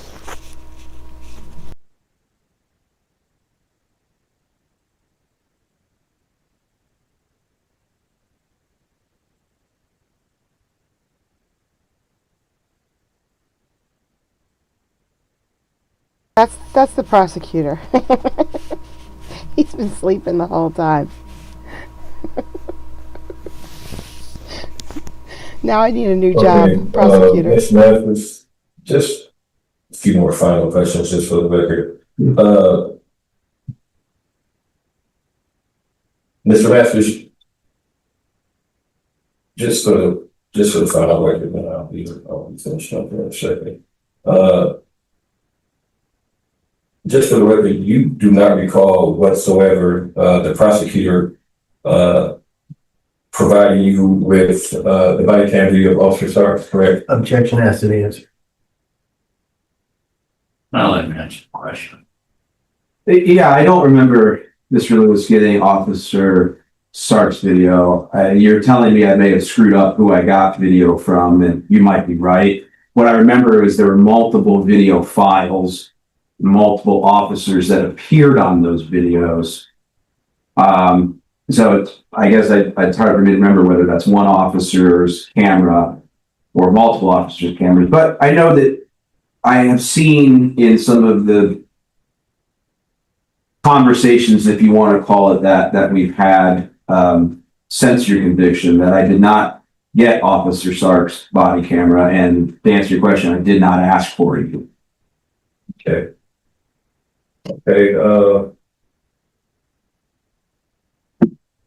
Mr. Mathis, I believe that would be against Cross-examination. Very good.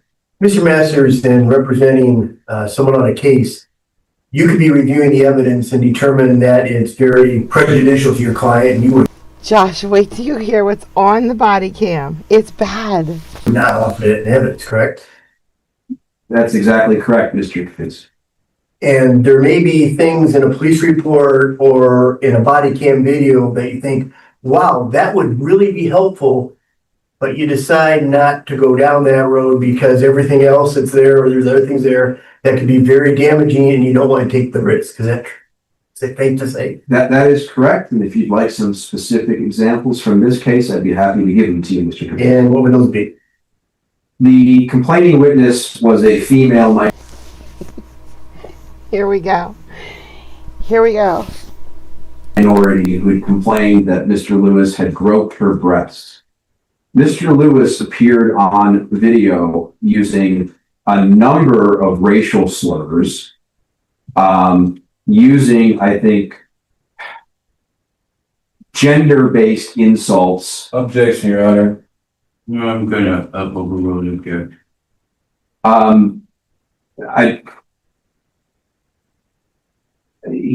He had in this particular instance, based on the video that I reviewed, you can see the Objection, Your Honor. The case has been litigated already, Your Honor. He's objection, Your Honor. You asked. I would object to this testimony. Excuse me. You asked about videotapes, and this really goes to whether or not this was ineffective assistance of counsel. Your Honor. Sir, don't interrupt me. This goes to the question of whether or not Mr. Masters is ineffective. You claim that he has because of videos, and I think that the state has a right to ask him questions concerning those videos and why he made the decisions that he made not to present that evidence at trial. I think that's a fair. I've made my ruling, sir. Your Honor, the prosecutor's asking about video that was already presented. Sir, to the I jury. made my ruling. So I'm going to allow the question. Your objection is overruled. Mr. Kapinski, I remember very clearly watching video of an officer walking up to the vehicle that the female complaining witness was driving, and her saying in a very meek and sympathetic voice something like, "Please help." And then I remember Mr. Lewis being in her orbit and saying horribly insulting things about her, about her ethnicity, although I remember vaguely that he actually was not correct about her ethnicity, and so he was making racial slurs he was making racial slurs. He also, I believe, used the B word. I'll say it if you all don't know what it is, but he called her a bitch. I also remember that some of I think the officers that responded were white, and he did kind of what I would call a mocking country voice, talking to the officers. Oh, God, I wanted to hear that. I wanted to hear that part in the body cam so badly. As if he were making fun of the officers. He used the N-word a lot. I have video of him being taken to the jail. He refused to give his name. He told the officer that his soul and her soul knew each other, so he didn't have to give his name. I actually think one of the officers knew him or knew his family, and that's how he was eventually identified. All of this, Mr. Kapinski, went into my thinking because I thought I had a pretty decent defense to this case. The crime of failing to or interfering with reporting with a crime. The complaining witness had been able to text or call her boyfriend. My argument to the jury, had I been able to conclude my defense, would be that if she were able to call her text her boyfriend, then she would have been able to call 911. As it concerned the sexual battery, I thought the best defense to that would have been, I wasn't sure how the complaining witness would do on the witness stand. Her English was not great. I also think there's a component of the mens rea, the intent of, I think that crime requires proof that he did this to arouse his own sexual desires. I wasn't sure if the state would be able to produce that element. What I think absolutely sank his case was Mr. Lewis deciding he wanted to show the jury these videos. And so the Mr. Lewis the jury saw was the man who was making racial slurs, making gender slurs, insulting a woman who I thought came across very sympathetically in the video, saying things that just were going to sound silly to a jury. And so to answer your question, are there instances where you may not wish to pursue further evidence? This is 100% one of them. The value I think that one could get from, casting a super wide net here was completely outweighed by the prejudicial effect of what I had already seen. And he may not understand that if hypothetically I came across additional video, I'd have to give it to the prosecutor. And now that becomes fair play for the prosecutor to use in the state's case.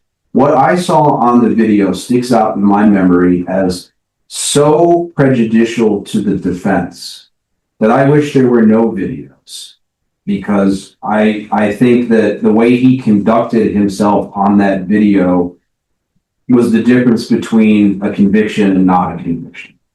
Thank you. Nothing else, Judge. Yes, Your Honor. Mr. Masters, the video in question that you're talking about, that isn't the body cam video of Officer Sarks, is it? No, it must not have been. It was not. Okay, and you have no idea what the contents of Officer Sarks' body cam video may contain, is that correct? I'm not going to say yes to that because I read Officer Sarks' report, and Officer Sarks reports that he spoke with the complaining witness and that she said that you basically reached around the seat and grabbed her on her breast. So, I don't want to say I have no idea. I have some idea. Okay, but with respects to, the prosecutor's, question about the video, that video that you were just testifying to was not the body cam video of Officer Andrew Sarks, is that correct? That's correct. It was not Officer Sarks' body cam. No further, Your Honor. Anything on that? We should- No, Judge. All right, is he released from the subpoena? Your Honor, at this time, yeah, I'm sure, I'm done. Kavinsky? No problem. Masters, thank you, sir. Your Honor, you're welcome. What would you like done with these things? All right, so I'm told Mr. Kozaleki is here if you want to ask on him. Okay, before we move forward, Your Honor, with respect to, the petitioner's ground one, no, excuse me. With respect to petitioner's, ground B, petitioner would like to enter into evidence the, initial hearing transcripts, Your Honor, that was not part of the record. Well, we've already stipulated to, I guess you just stipulated to the trial record. I do have copies of No, these. this is the initial hearing, the trial record, Your Honor, did not. Sir, I just said that. I just agreed with you. You need to listen to what I'm telling you. I said that that's not part of what you stipulated to, but I do have the transcript of the initial hearing. Right, Your Honor, I'd like to enter those into evidence at this time. Okay, to show that you raised the issue that you wanted to represent yourself, is that the purpose? The purpose of this is to show that the petitioner never requested counsel and the petitioner was not present at the initial hearing where counsel was appointed to the petitioner, Your Honor. All right, and so do you have transcripts of where the petitioner says, I don't wish to have the public defender represent me, or that I want to represent myself, or I want to have time to hire a lawyer? Your Honor, the petitioner was never given an opportunity before the court. Okay, Your all Honor. right, sir. And then, I'm going to allow you to, are you objecting to that? Judge, I think any hearing, anything, He just objected twice when he won. He got his own way. He objected when the prosecutor said, yeah, that's okay. I object. Monica, thank you for the cheers. involved in this case, the briefs, I think all those things are All right, the record. So we don't need to start handing things up. I mean, if you can find it. I have it. Your Honor, their initial hearing transcripts are not part of the record, Your Honor. Sure, he just agreed that he doesn't have a problem with you getting that record in. I don't know, Judge. I mean, it's a court record. There's no objection to the court records coming in. Okay, I would like to offer in as evidence. He's already said that you can mark that as exhibit, petition exhibit E. Mr. Kavinsky doesn't have an objection to it, and you can put it on the table. So, who's your next witness, sir? Who are you calling next?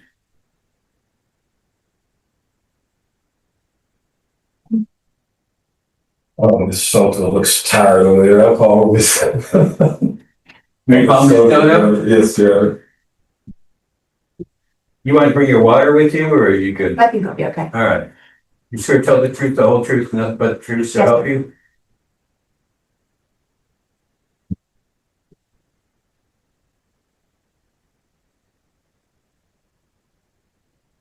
All right, sir, go ahead. Miss, can you state your name? Can you spell your name for the record, please? Rebecca Soto, Rebecca, S as in Sam, Oto. And Miss Soto, you are employed as deputy prosecutor in St. Louis County, is that correct? That is correct. Miss Soto, how long have you been employed as deputy prosecutor in St. Louis County? Since August of 2021. Okay. Back in September, excuse me, yes, back in February of 2023, do you recall a trial involving petitioner Omar Lewis? I have some recollection, yes.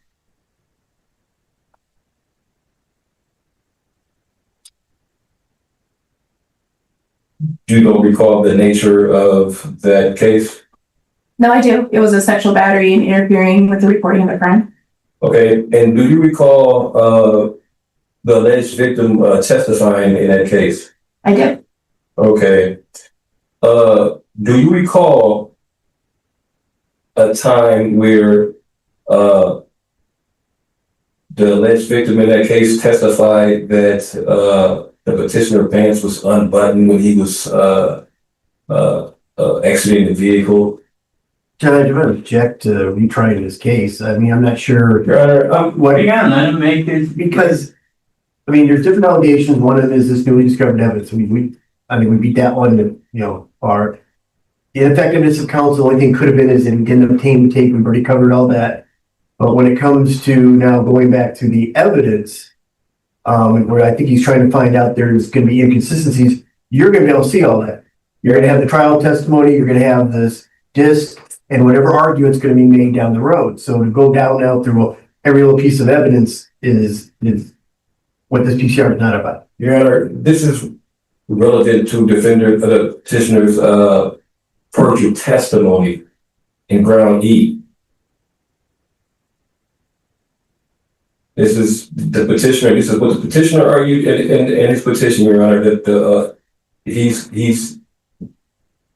that the state committed perjured testimony when it testified that the petitioner, that the alleged victim committed perjured testimony and the state knew that the testimony was perjured. Your Honor, this is the relevant of this question that the petitioner is asking. The petitioner is not trying to retry the case again.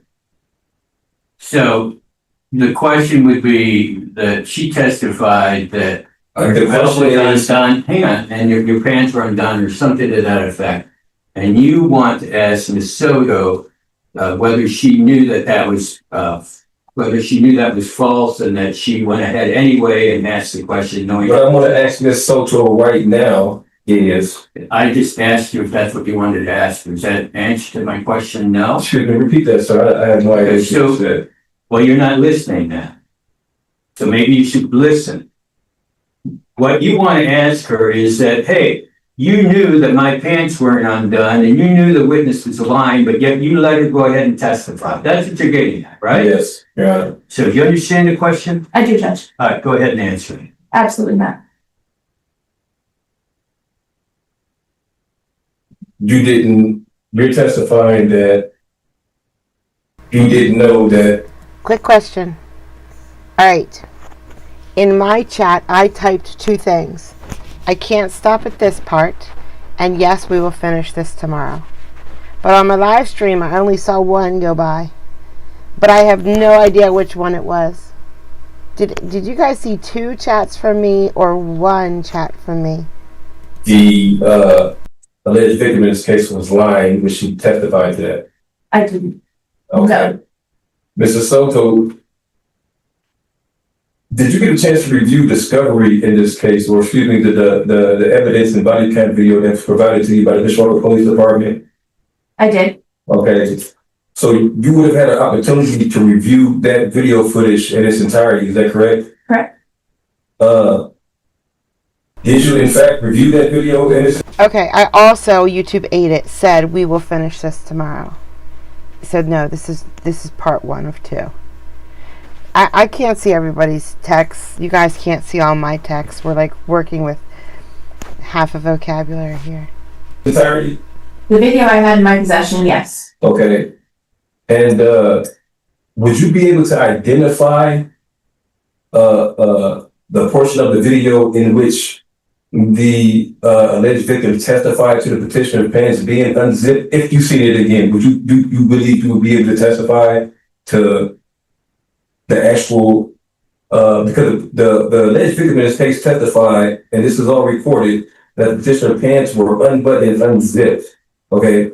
And you as the prosecutor have reviewed those videos, would have been able to identify that, is that correct? Judge, I think the objection here is he's trying to take what's on a video and say because it's not there, that if the victim said anything else, that's going to be a lie. And I don't think that's what we're dealing with. But I think that's what he's asking. Is that what you're trying to prove, sir, or show? Your Honor, I'm trying to show that the testimony that the alleged victim made in this case that the petitioner pants were unbuttoned and unzipped was not true. In fact, that the prosecutor knew or should have known that that wasn't true because the prosecutor just testified to her reviewing the video camera in its entirety. Okay, so you're saying that this, the question to her would be, hey, on the video that you reviewed, I'm assuming this is what you're trying to get at. She didn't say anything about your pants being undone or unzipped.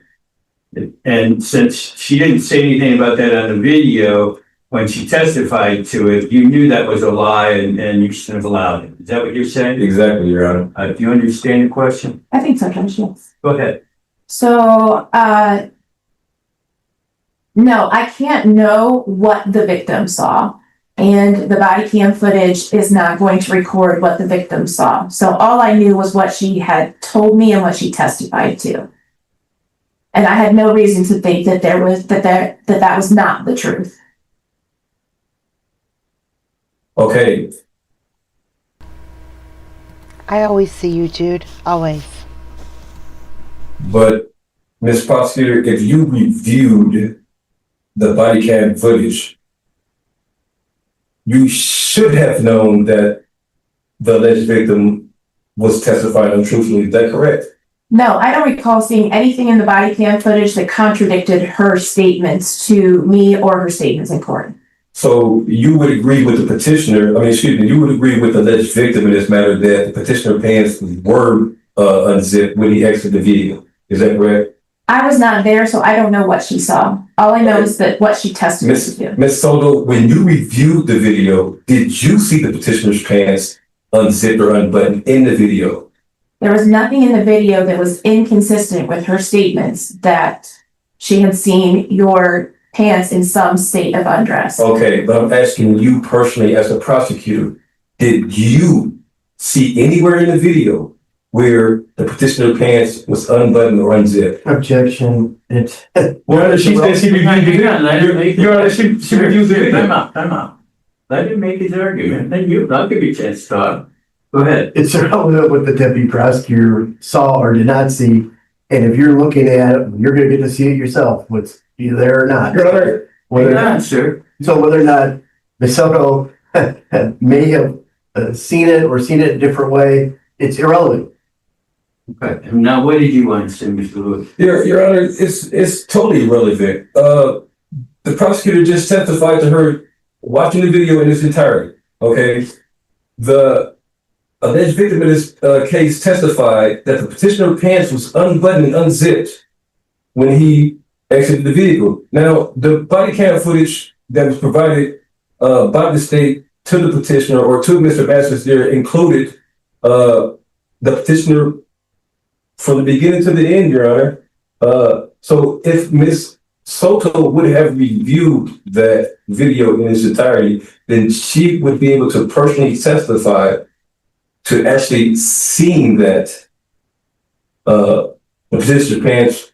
So your question to Ms. Which would Soto, corroborate the alleged victim's the testimony. question to Ms. Soto is, did you see on the video that my pants and belt were undone? Is that your question? Is that your question? Yes. I'm gonna let her answer. What an interesting part for you to come in on, Zach. Zach, how are you? It was lovely seeing you in person. It just was. Your daughter is adorable. Thank you so much for coming out to see me. That question. I do not recall. Okay, you do not recall that. Okay, but do you recall the alleged victim testifying to that is what happened? Objection, that's already been asked and answered. Yeah, I think she did answer that question. So the objection is sustained. The same here.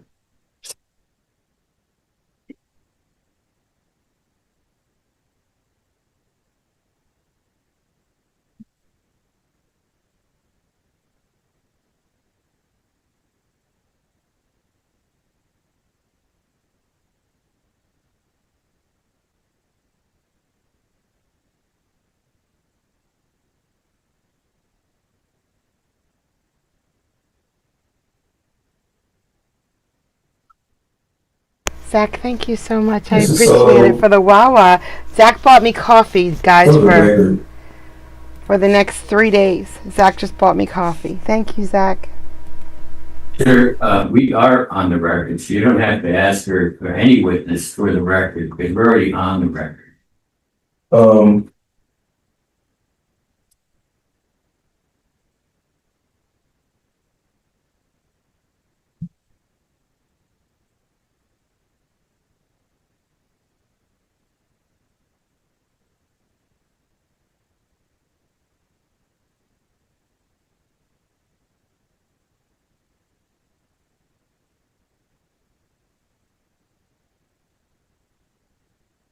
Mrs. Soto, if in fact the video footage revealed that the petitioner's pants was unzipped, would you agree or would you say that that would indicate that the petitioner was trying to arouse or satisfy his sexual desire? Objection, it's irrelevant as to what the prosecutor thinks about that. But you want to answer? You know what, I'm gonna let her answer. Go ahead, you can answer that question. So is the question of whether or not the pants are undone as evidence of the intent to arouse? I guess I'm not entirely Okay, sure. let me ask you the question again. Okay. If the video did in fact show that the petitioner's pants was unbuttoned and unzipped, would you agree that that would imply that the petitioner was trying to arouse his sexual desires? That could be interpreted by the jury as evidence that the defendant was trying to arouse their sexual desires, yes. Okay, so you would agree that that testimony would likely affect the judgment of the jury then? Objection, she was asked for a hypothetical if it might, now she's asked if it would. Yeah, I'm gonna stand you, Judge. Ask your next question, sir.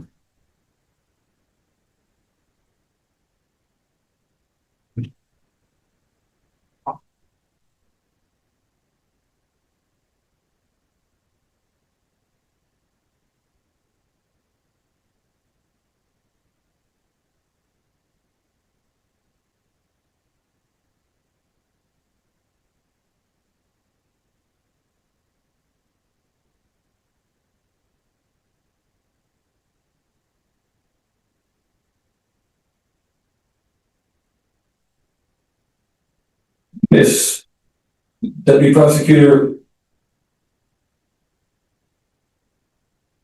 Sylvia's testimony regarding the petitioner's pants being unbuttoned or unzipped.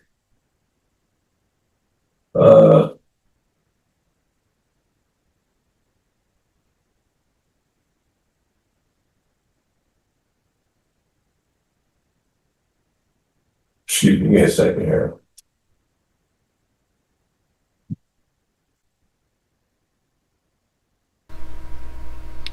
I just told my kids their dad called. Then said April Fools. They weren't happy. Just kidding, I didn't. Their dad hasn't called them in years. I bet you they would chuckle though.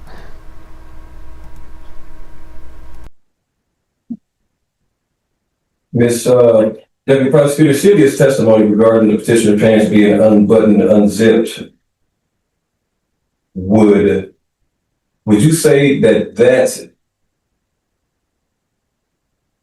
would imply that the petitioner was trying to arouse his sexual desire? You already asked him that question, sir. You already asked him that question. She answered that question. Okay. And it doesn't matter what she thinks, it's what the jury would think. You've already asked, answered the question, so. Not as cruel as you think, Donald. They're perfectly fine. They're perfectly fine with the situation. Ask you different question. All right. I won't have too much. They're all adults. They are.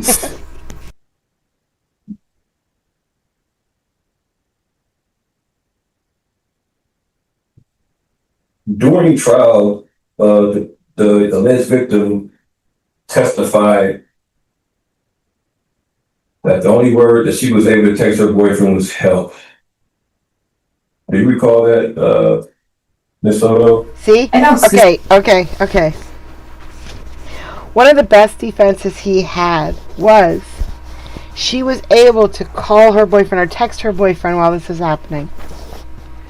That was one of the best defenses he had. Now, he just pointed out to everybody that the only word she was able to send in a text message was help. He's just making everything worse. And the whole pants down thing, he just made it worse and worse. Because nobody said anything about that. Not one person said anything about that at all. Specifically recall what she texted. I do remember that she had used her phone to reach out to her boyfriend. And if I remember correctly, it was because she was actively sharing her location with her boyfriend while she was driving for Uber for security purposes. And that otherwise the Uber kind of locked her out of some of the functions of her phone so that she would not be distracted while she was driving for them. And so the only thing she was able to do was use sort of a shortcut, I guess is what you would call it, to send a message to him that indicated that she needed assistance in some way. I don't remember what the actual content of the message was. Okay. But you would agree that Sylvia testified, her testimony at trial, that she testified that the only word that she was able to text her boyfriend was the word help. I don't remember the exact content of the message. Damn, I don't want to do this. I don't want to do this, guys. Don't make me do this. I have to stop now. It's been well over 2 hours. I realize. I know. If I could go another 4 hours today, I would, but you guys have lives. People do stuff on weekdays. It was a great stream. You're right. Chat was a little out there today. It was hard to follow for me too. But that's the best chats. Because you can just pick a road you want to follow in chat. You don't have to try to follow all of them. You can just pick one and just follow that one down that path, because someone will stay with you the whole time. I wish. I already ate though. Breakfast is not helpful today. Every other day it would be, but not today, because remember I said a few minutes ago in chat that everybody made me hungry, so I went and ate, and I ate.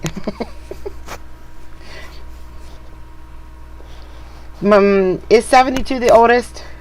Who's the oldest in here? No, we don't have we don't have a stream tonight. I have to work tonight. I'm on the schedule, so I have to work tonight. Normally I don't work Wednesday nights. This is like a one-off thing. But my face is the Viagra pill that went into my face is slowly starting to dissipate. So I think I can face customers tonight.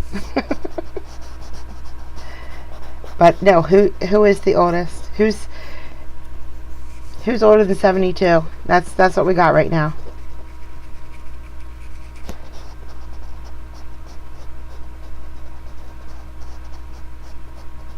Zach, what happened to Mike yesterday? Was it YouTube? I was into that case.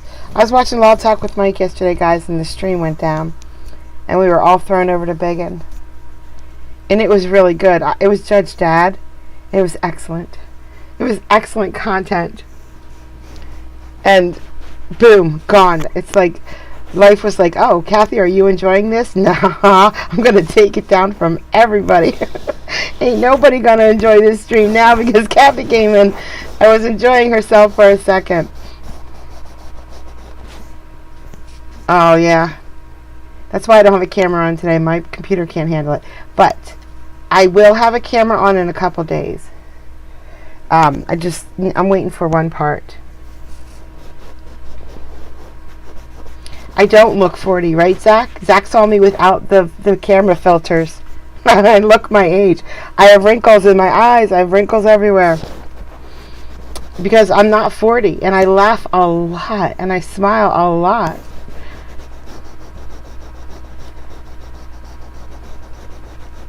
Incognito, it was great to see you. Guys, we gotta go.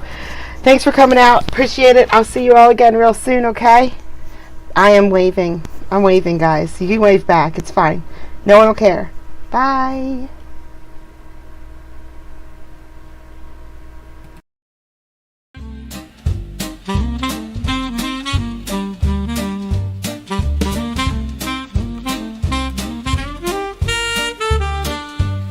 Well, I thought I'd write a happy song.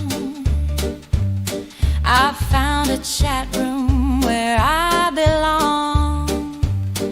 You don't know how much it means to me. With such a groove, I'm less lonely. Oh, Kathy's the creator, she's leading the way.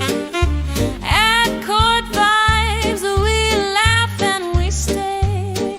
Her smile shines bright, she's got that grace. Come join the fun, it's a welcome and play. I can count on distraction from my pain, 'cause this creator takes you there and back again. Kathy is the heart here, always in stride. Her work is hard, but her joy she can't hide. Oh, Kathy's the creator, she's leading the way. At Court Vibes, we laugh and we stay. Her style is classy, she's always top shelf. Don't take my word, come and see for yourself. Her cases are new with a twist or two. I really like them, I believe you will too. A little lifeline passed along in rhyme. Why don't you join us? It's a guaranteed good time.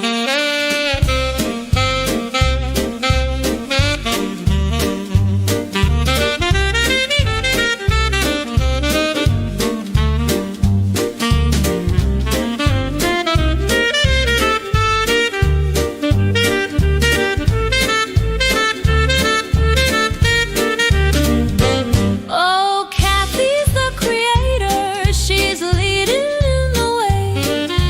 At Court Vibes, we laugh and we stay. Her smile shines bright, she's got that grace. Come join the fun, it's a welcoming